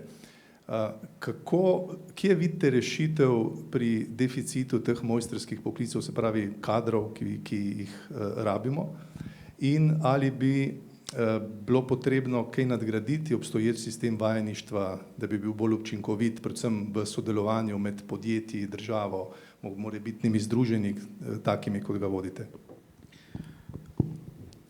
Lepo pozdravljeni, najprej hvala za vabilo, z veseljem sem se danes odzval, ker ste pač tudi vi tisti, ki ste bili na naših forumih prisotni in ste tam očitno imeli velika ušesa gor, ko vidim, da se vsi naši predlogi, ki smo jih leta in leta dajali v obliki naših zahtev obrti in podjetništva, odražajo končno v obliki nekega programa, tako da hvala. Tudi hvala predsedniku Jerneju za to, kar je povedal. Sicer pa po Blažu Brodnaku je težko še kaj dodati takšnega, kar se pa tega strokovnega vprašanja tiče. Bi rekel takole, ja, ne samo v gostinstvu, tudi v ostalih delovno intenzivnih panogah je tako, da ko je znanje zelo pomembno, in predvsem, ko smo že danes nekajkrat slišali, kam gre razvoj, kam naši kadri grejo, namesto v dejavnosti in področje, kjer so roke potrebne, gre do tja, kjer bi lahko elektronika pa digitalizacija dosti več postorila. Torej, tu imamo problem in pa seveda ob demografskih kazalnikih so takšni, kot so, in tega ne bo moč kar tako spremeniti, že sedaj vemo, kaj bo čez 15 let. Vlagati pač v tisto, kar lahko, vemo, da promovirati poklice, v katerih se bo ta v tem realnem sektorju pač dogajalo, kar bomo potrebovali, storitveni sektor, in pa seveda to, bi rekel, konkurenčnost ali pa produktivnost povečali tudi z znanjem, in seveda vajeništvo je tisto, ki realno pokaže, kako se to znanje pridobiva v krajšem času, kot se trenutno to dogaja. Tako da na vseh teh področjih se trudimo, da bi vendarle ta sistem spremenili. Čist blizu gremo čez mejo, ne samo v Avstrijo, v Nemčijo recimo, pa vidimo, kako se tam lotevajo programov. Šolski programi so pravzaprav stvar podjetnikov, ki so dnevno pravzaprav v trendih, v razvoju in lahko pravzaprav to znanje podajo na popolnoma drugačen način, kot ga pri nas. Tako da ja, vajeništvo in zelo jasno v realnem podjetništvu prikaz, kako se določim stvarim streže, pa bo mogoče malce bolje. Hvala. Ena večjih težav, ki jo srečujemo v podjetništvu, je tudi zelo velika birokracija. Veliko časa porabljamo za razne pridobivanja soglasij, izpolnjevanje raznih obrazcev in podobnega, večkrat z istimi podatki. Tako da to verjamem, da se vsi srečujemo s tem. Pa bi mogoče zdajle začel z vami, gospod Roter Grlica, in sicer kaj vas najbolj ovira pri širitvi, recimo, ko bi želeli, vi imate več poslovalnic pekarn, ko želite neko novo poslovalnico odpreti, dajte nam to malo razložiti na kratko, kaj vse je treba narediti oziroma koliko časa, in hkrati denarja vam to pobere? Jaz bom zelo kratek. Od 2019 smo dali vlogo za novo pekarno, leta 2025 smo na točki nič. To je to. Ja, dobesedno, še ni. Ja, vse povedano. Ja. Gospa Trnovec, mogoče bi z vami zdaj nadaljeval. Kaj pa gostinstvo je podvrženo sigurno visokim standardom, ne? Imate verjetno redne obiske takšne in drugačne. Kako vi doživljate te nadzore? So časovno potratni, so prezahtevni oziroma glede na vašo dejavnost bi vas še to vprašal, ne, kako je s pridobivanjem raznih soglasij, ne, o delovnem času, o mogoče kakšnih prireditvah in podobno. Lahko rečem, da ste mi na žulj stopil. Če začnem na začetku, ja, da se razumemo, red v hiši mora biti. Inšpekcije morajo funkcionirati. Vsak inšpektor, vsak nadzor je dobrodošel, ker en red mora obstajati, red mora zagotavljati, tudi mladina, ki prihaja iz šol, bodi si štipendisti, bodi si začetniki na delovnih mestih, se morajo s tem soočati. Vse se začne pri pomivanju posode. Potem si lahko kuhar, potem boš nekoč šef. Tako da ne nasprotujem inšpekcijskim kontrolam, pregledom, nadzorom. Če kaj narobe, popraviš. S tem, da tega je pa, kar se tiče potem birokracije, papirnate, je pa res preveč. Vsi trije izhajamo iz živilske stroke, iz gostinske stroke, vsi vemo, da je HACCP, kaj za sabo potegne, bodi si izjavo o varnosti za ceno tveganja in tako naprej, ker pač podjetja moramo imeti, ampak zagotavljati to birokratsko stran, sleherni dan, tega je pa res velik pri nas. Ne verjamem, da je v tujinah tudi tako, jaz verjamem, da si drugače to naredijo. Na srečo imamo sina našega Martina, ki je trenutno že 3 leta redno zaposlen v Švici, v gostinstvu in se že prej, ko se je šolal v Avstriji, čudil, da pri nas v Sloveniji iste stvari delamo na drugačne načine, kot oni, ki so imeli HACCP pred nami, recimo. Ne. Tako da sama birokratizacija pri nas v Sloveniji tega je ogromno in če bi kot stranki bilo kdaj možno, kakšne te stvari odpraviti, vam je samo za čestitati. Bodi si se soglasiti, kot ste zdaj na koncu me vprašal, na srečo je bil pred parimi meseci sprejet zakon o gostinstvu. Sama obrtna zbornica je nam gostincem pri tem zelo veliko pomagala, vendar na koncu, ko potegnemo črto, delovni čas, vidimo, da v bistvu zakon je isto pisan, kakršen je bil. Neka utopija nam govori, da ni potrebno več potrjevati delovnega časa, ja, rednega ne, kakor pa gre za našo hišo ali pa za podobne hiše, tako kot smo mi, ker rabiš podaljšan obratovalni čas, se pravi neka družba, tako kot ste vi vsi, ki nekaj praznujete, ki rabite imeti od 10. ure naprej, moraš pa sleherno leto zaprositi za podaljšanje obratovalnega časa. In če imaš soseda, ki se enkrat na leto za tako stvar pritoži, ravno to me je danes iz občine klical, ti oni podaljšanega obratovalnega časa ne odobrijo. Tako da jaz sem že 2 leti v prekršku, ko delamo delovni čas po 10. uri. Žal. Gospa Erminija Rovanšek, vi se verjetno tudi soočate s temi težavami. Imate kakšno idejo, kako bi to poenostavili? Recimo digitalizacija, mogoče rešitev? Imam idejo, ker recimo jaz sem letošnje leto odprla v Sloveniji svoje drugo podjetje v istem mestu, ko sem odprla v Španiji.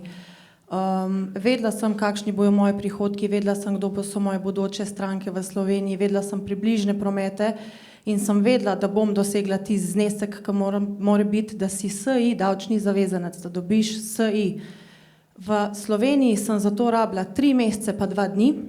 S 6 različnimi sem na ustanovi, kjer se to pridobi, komunicirala preko mailov, preko telefonov. Zadnji dan ob 3 popoldan sem rekla, da bom šla zdaj z odvetnikom, ker je odstopilo in računovodstvo in vsi. Vemo, da je delovni čas do 3 popoldan. Ko sem omenila odvetnika, ob 5 popoldan sem dobila davčno številko. Kot tuj državljan v Španiji sem odprla podjetje, isti dan, ko sem odprla podjetje, zaprosila za davčno številko, v 6 dneh sem bila davčni zavezanec. Tako da jaz mislim, da so tle težave predvsem v komuniciranju ljudi, ki so tam, ker jih nobene nadzira, nimajo norme, koliko na dan naredijo in te pošiljajo od ene pisarne do druge, tudi ko odpreš podjetje. Moja izkušnja letos je bila taka, na ustanovi, kjer odpreš podjetje. 5:30 sem prišla, uradne ure so imeli do 12, a zdaj ste prišli, kdo vas je pa spustil gor, je bila prva pisarna, v redu, že vnaprej veš, kaj se bo zgodilo. Druga vrata, jaz grem zdaj na malco.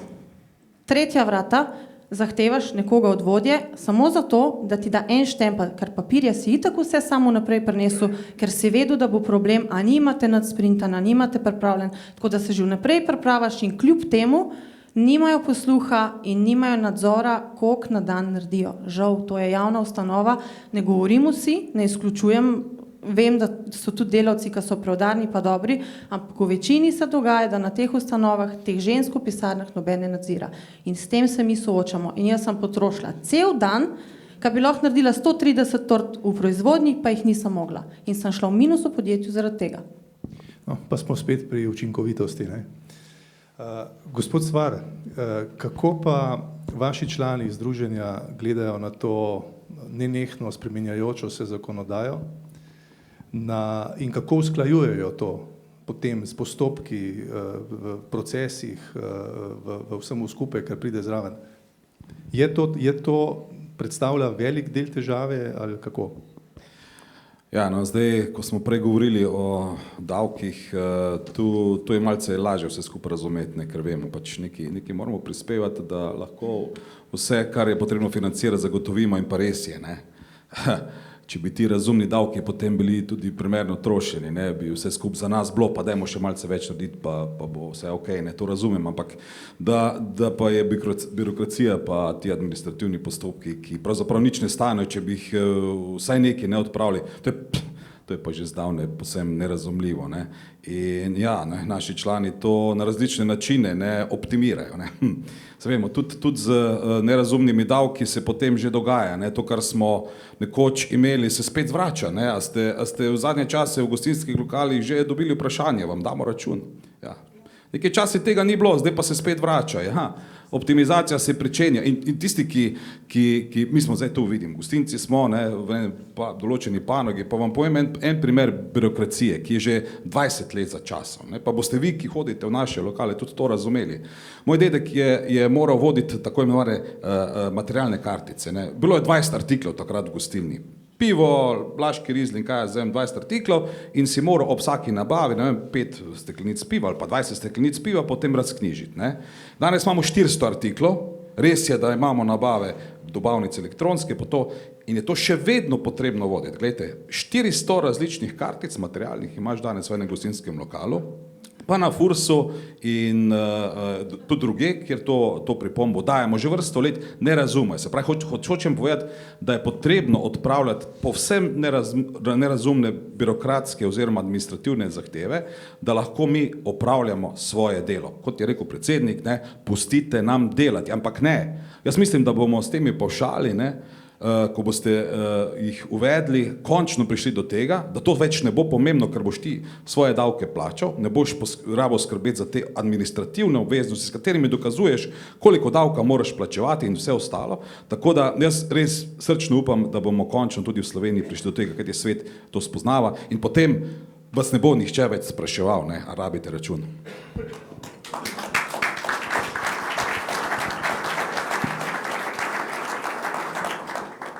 No, lepo ste naredil uverturo v naslednjo temo in sicer se bomo zdaj bolj dotaknili davčnega okolja, pa bi kar s pavšalom začeli, pa bi vas, Erminija Vrovanšek, vprašal, kako vi dejansko iz svojega vidika ocenjujete ta predlog pavšala? Jaz bom kar govorila v imenu mladih podjetnikov, ker se dosti z njimi pogovarjam, dosti sem z njimi v krogih. Jaz mislim, da država tudi premalo poskrbi predvsem za nove mlade podjetnike, ker s toliko visokimi davki, prispevki na plače, vse skupaj, zavira neko rast podjetja. Mogoče tudi ne bi bilo slabo, da v začetku podjetništva so manjši davki, ko pa pač podjetje uspe, dajte jim takrat pobrati, ampak pustite jim, da dobijo krila, da zrastejo. Tle mislim predvsem razliko med majhnimi pa večjimi podjetji, ker nikakor nam ne dajo možnosti, da zrastemo hitrejši, da smo lahko konkurenčni na trgu in da nismo vedno kot eno postransko stvar in da se država začne zavedati, da predvsem mladi podjetniki so tudi ta hrbtenica Slovenije in brez mladih podjetnikov čez par let tudi ta starejših ne bo.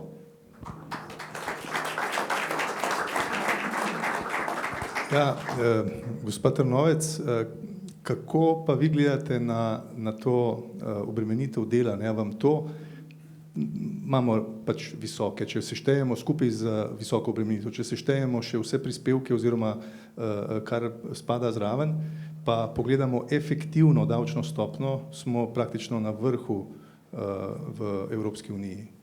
Kar 75% je efektivna davčna stopna znaša.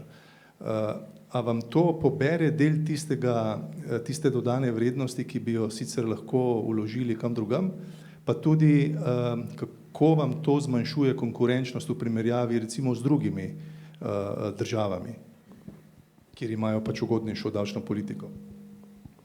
Absolutno smo davčno in prispevčno preveč obremenjeni. Tako, kot ste že rekel in tako, ker se strinjam s predhodnico, mi nažalost ne spadamo ne v mali pavšal, ne v veliki pavšal, kot naše podjetje. Pač že od nekdaj so rekli, da je cesarju, kar je cesarjevga, se s tem strinjam. In če pomislim na svojega očeta, ko so leta, po mojem 20-30 let nazaj, ko smo uvedli davčne blagajne oziroma šli v DDV, je bil naš ata ta prvi kmet v naši zadrugi Medvode, ki je rekel, jaz bom zavezanec za DDV. In vsi so rekli, kako to ne? Če si pošten boš, zakaj ne? Zakaj si ti kot gostinc prvi za davčno blagajno? Če je vojna za vse, bodimo vsi enaki. In jaz mislim, da s temi pavšali, mali, veliki pavšal, tako kot ga predlagate, bo veliko tudi pokritka sive ekonomije, se pravi nelojalne konkurence, ki je nam, ki delamo prav. In se strinjam z malim, z velikim pavšalom in s tem, da je treba mladino uvesti v podjetništvo, se pravi omogočiti boljše začetke, na nek način subvencionirati. Mi, ki pa pač iz tega ven padamo, pa normalno, kot je že prej predhodnik rekel, tisti, ki imamo več, bomo več plačevali, več delaš, več daš. Je pa res, da pri nas v Sloveniji, tako kot ste tudi omenil, obdavčitev je previsoka. Mi smo zdaj, za nami je kar tako močno investicijsko leto, olajšave za vzdrževalno investicijske dela jih ni. Če pomislim, koliko smo dobro delali, koliko smo veliko vložili, zdaj, ko bo bilanca, olajšav nimamo. Dejansko na tisk, ker smo veliko naredili, bo tudi toliko večji dobiček. Tako da tle pa nas je neka logika v Sloveniji skregana in mogoče še en majhen tak del, ki nismo niti ne omenili, pa prej, ko smo se pogovarjali. Mi, osrednja Slovenija, vsaj naša regija, bodi si pri razpisih, smo neudeleženi. Nismo v obmejnem okolju, nismo nerazviti in nam se dela krivica. Tudi, če smo srednja Slovenija, pa tudi, če smo 20-30 km iz Ljubljane, do nas mora gost priti ne z lahkoto, ampak s težavo. Udarjeni smo pa na vseh možnih razpisih. Mi smo zdaj za ta naš vrt, za to našo teraso, za klet vinsko, ki smo jo predstavili za naslednje leto, dejansko vsa sredstva mogli pridobiti sama, dvakrat smo bili vrženi na razpisih, ki enostavno ne pride zraven. No in lepo ste omenila še investicije, to bi se navezal zdaj za naslednje vprašanje gospodu Roter Grlici. Ali bi vam ta predlog, ki je v našem programu, da bi se davek na dobiček podjetij plačal šele ob izplačilu, če ga pa podjetje reinvestira, pomeni v vašem primeru recimo nove stroje, kakšno novo tehnologijo, pa bi bil davka oproščen, ali bi vam to omogočilo večje investicije v proizvodno in seveda tudi s tem konkurenčnost, dvig konkurenčnosti? Se mi zdi, da bom spet dobil aplavz. To, kar sem danes slišal, ste dobili novega člana, seveda se strinjam. Nisem nekaj članin, od jutra naprej bom Nova Slovenija.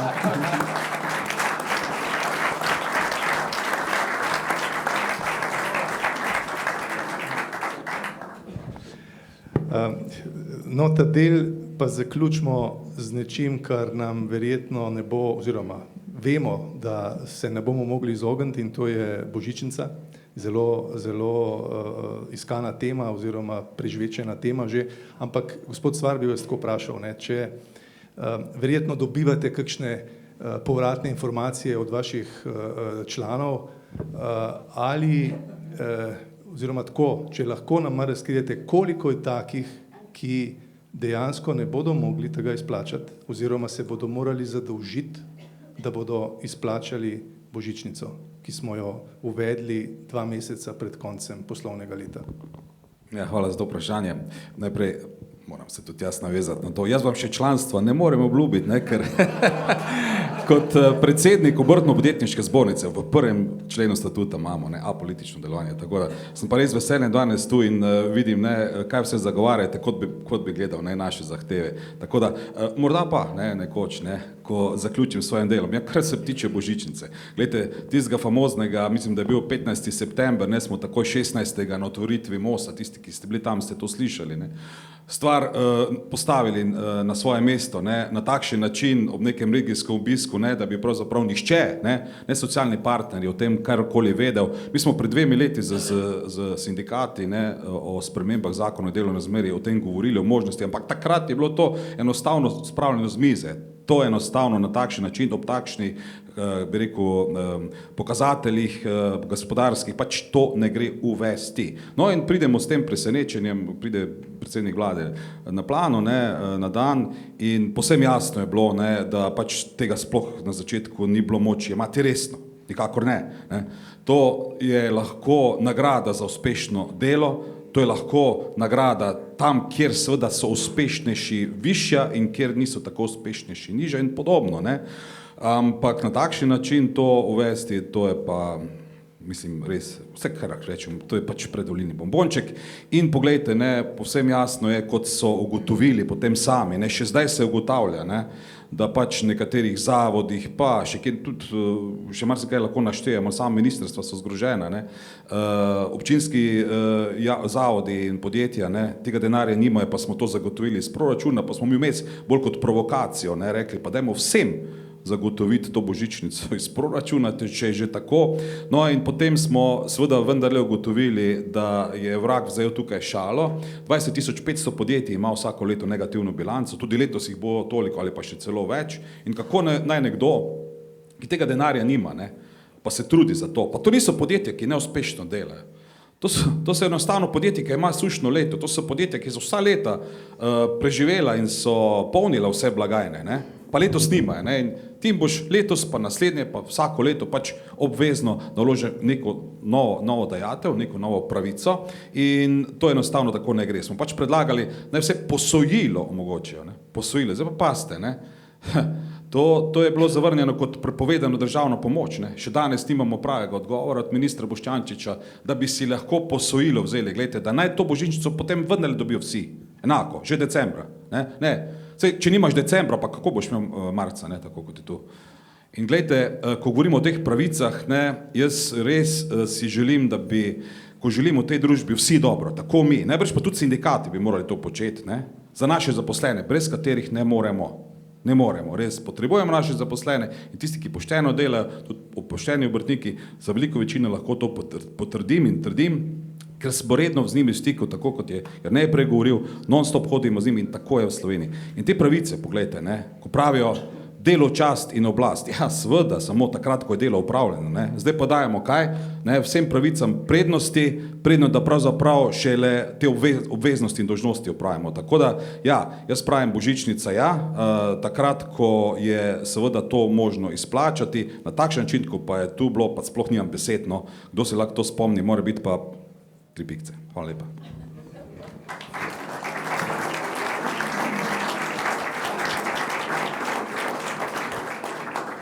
No, ta razprava je potrdila, da Slovenija potrebuje nekaj ukrepov, da se spravi iz te situacije, v kakršni se je znašla, govorimo o podjetniškem okolju, in lahko bi jih združili in strnili v 3 glavne točke.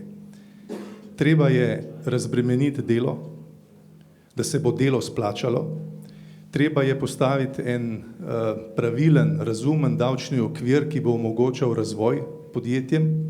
In pa tretjič, potrebno je poenostavitev birokratskih postopkov. Imamo tehnologijo in to je treba izkoristiti. S temi 3 ukrepi mi močno verjamemo, da se Slovenijo da potegniti na pot nazaj rasti in preboja. Hvala lepa vsem za pozornost.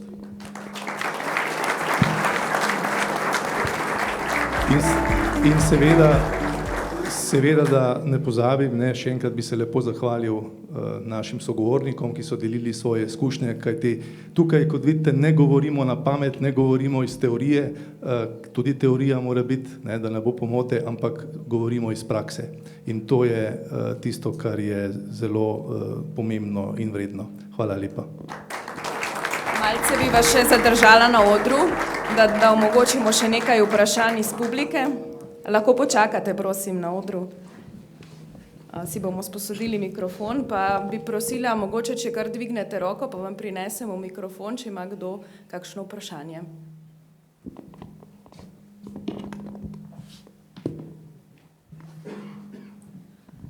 Najlepša hvala.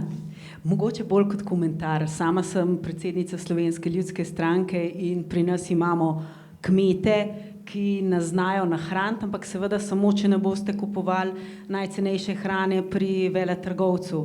Imamo zdravnico, ki vas zna pokrpati, če se vam kaj zgodi, poskrbeti za vas, tudi za vaše dojenčke, tako da teh dojenčkov se vedno razveselimo in rečemo, da so malo tudi naši. Ampak seveda, če nam to omogočate, namreč kaj se nam zdaj dogaja v našem zdravstvu. K sreči je na referendumu padlo, ker drugače bi lahko rekla ne samo, da poskrbimo za vas, ampak vas tudi samo usmrtimo, hvala Bogu, je bilo to zavrnjeno. Ampak to, kar se nam zdaj dogaja v zdravstvo po drugi strani se razmišlja, kakor da je to del javnega sektorja, da je to neke vrste zajedalec sistema. V zdravstvu imamo 6 milijard letno, iz našega zdravstvenega fonda, ne zavarovalnice, plus še nekaj 100 milijonov vedno letno iz integrale, zaradi tega, ker ko narastejo dolgovi do dobaviteljev, potem se to pokrije iz integrale, kar pomeni, da pravzaprav mi za naše zdravstvo dajemo več kot 9% BDP-ja. Zdravstvo je v resnici zelo pomembno za gospodarstvo in to veste vi vsi, ker želite imeti zdrave delavce. Bolj zdrav delavc vam bo boljš delal, se ga nočete imeti skozi na bolniški. Zato teh 6 milijard, ki izgleda veliko, je absolutno preveč za vseh tistih 130 tisoč, ki je v Sloveniji ostalo brez osebnega zdravnika, pa vendarle plačujejo prispevke, absolutno preveč za vse tiste, ki čakajo po 700 dni na operativni poseg. Ampak zakaj se je pa to sploh zgodilo? Zaradi tega, ker konkretno tudi za sedanjo vlado imamo razmišljanje, da gre za vrečo denarja, iz katere se samo jemlje in celo to kažejo za svojimi zakoni. Zatem zadnjim tudi o psihoterapiji, kakšen pogovor več bo opravljen strani nezdravstvenega delavca, kar pomeni, da noben zdravstven delavec več vam ne bo zamenil kakšnega kolka, oziroma za zdravstveno storitev boste pa prikrajšani, ker bo pač denarja zmanjkalo. Kako zelo pomembno je, da mi sodelujemo v resnici, kako zelo pomembno. Bom pa šla na našo družinsko situacijo. Če je mož gospodarstvenik, pa sem jaz dohtarca, je zelo pomembno, da jaz poskrbim za zdravstvo, za izobraževanje, za otroke, ampak moj gospodarstvenik mora biti pa tudi zadovoljen, pa ne sme biti zadavljen z davki, mora prosperirati in potem, ko bova skupaj vozila, bova lahko oba zadovoljna, me bo sigurno pelal še na kakšno večerjo več, pa na kakšen dopust. In to je v bistvu tisto, kjer moramo mi sodelovati. In tudi to, da smo danes tukaj iz Slovenske ljudske stranke skupaj za Novo Slovenijo in za Fokusom, jaz mislim, da je to ena taka popotnica za prihodno vlado. Mi moramo sodelovati, mi nismo ločeni, mi delujemo skupaj znotraj te naše države Slovenije, ki jo imamo vsi neizmerno radi. In če hočemo za prihodnost naših otrok, tudi vnukov, potem moramo narediti okolje, ki bo bolj konkurenčno, kjer bodo marljivi, ustvarjalni, nagrajeni, kjer se bo splačalo delati, kjer ne bomo zadušeni v davčnem primežu in kjer bo seveda tudi zdravstvo, izobraževanje, javni sektor razumel, da je to v vlogi vseh nas in da ne gre samo za vrečo brez dna, ki se jo črpa. Tako da jaz verjamem, da je tudi današnji sestanek eden od mnogih, ki jih bomo verjetno imeli skupaj, a ne, Jernej, bomo imeli še kakšnega, in verjamem, da tudi na volitvah, da bodo ljudje prepoznali to dodano vrednost. Hvala. Hvala. Ima še kdo kakšno vprašanje, razmišljanje?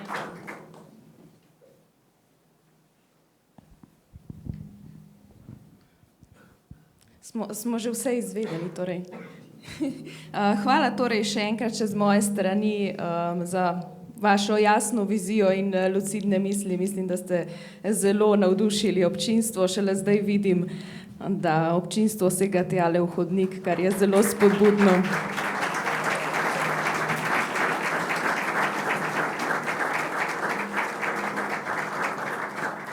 Zdaj pa k besedi vabim še predsednika Nove Slovenije, Jerneja Vrtovca, ki bo v sprejem predlagal osrednji dokument današnje programske konference, ki je torej hkrati prvi del volilnega programa za volitve prihodnje leto. Ja, najlepša hvala. Še formalnost pa ne bomo nič glasovali, ker to se dogaja drugje. Ampak, čudovit večer je za nami. Hvala še enkrat vsem piscem programa, pa vsem, ki ste govorili. Hvala gospodu Brodneku za navdušujoč nagovor. V bistvu tisto, kar si vsi mislimo, ne znamo pa mogoče tako ubesediti. Enostavno, hvala za vse, hvala za odlične diskusije, tudi zdaj v okviru okrogle mize. Tako da jaz predlagam za aklamacijo, za aplauzom, torej da podpremo naš gospodarski program. To je prvi krog, ki ga imamo, to je naš kick-off. Se pravi, prva stvar, ki jo imamo, sledijo še drugi programi, od zdravstva, sociale, varnosti, da ne pozabim varnosti, in potem zaokrožimo v volilni program. Ampak gospodarstvo, z akcijo smo začeli. Torej, gremo v akcijo in kdo je za, naj da aplavz za akcijo.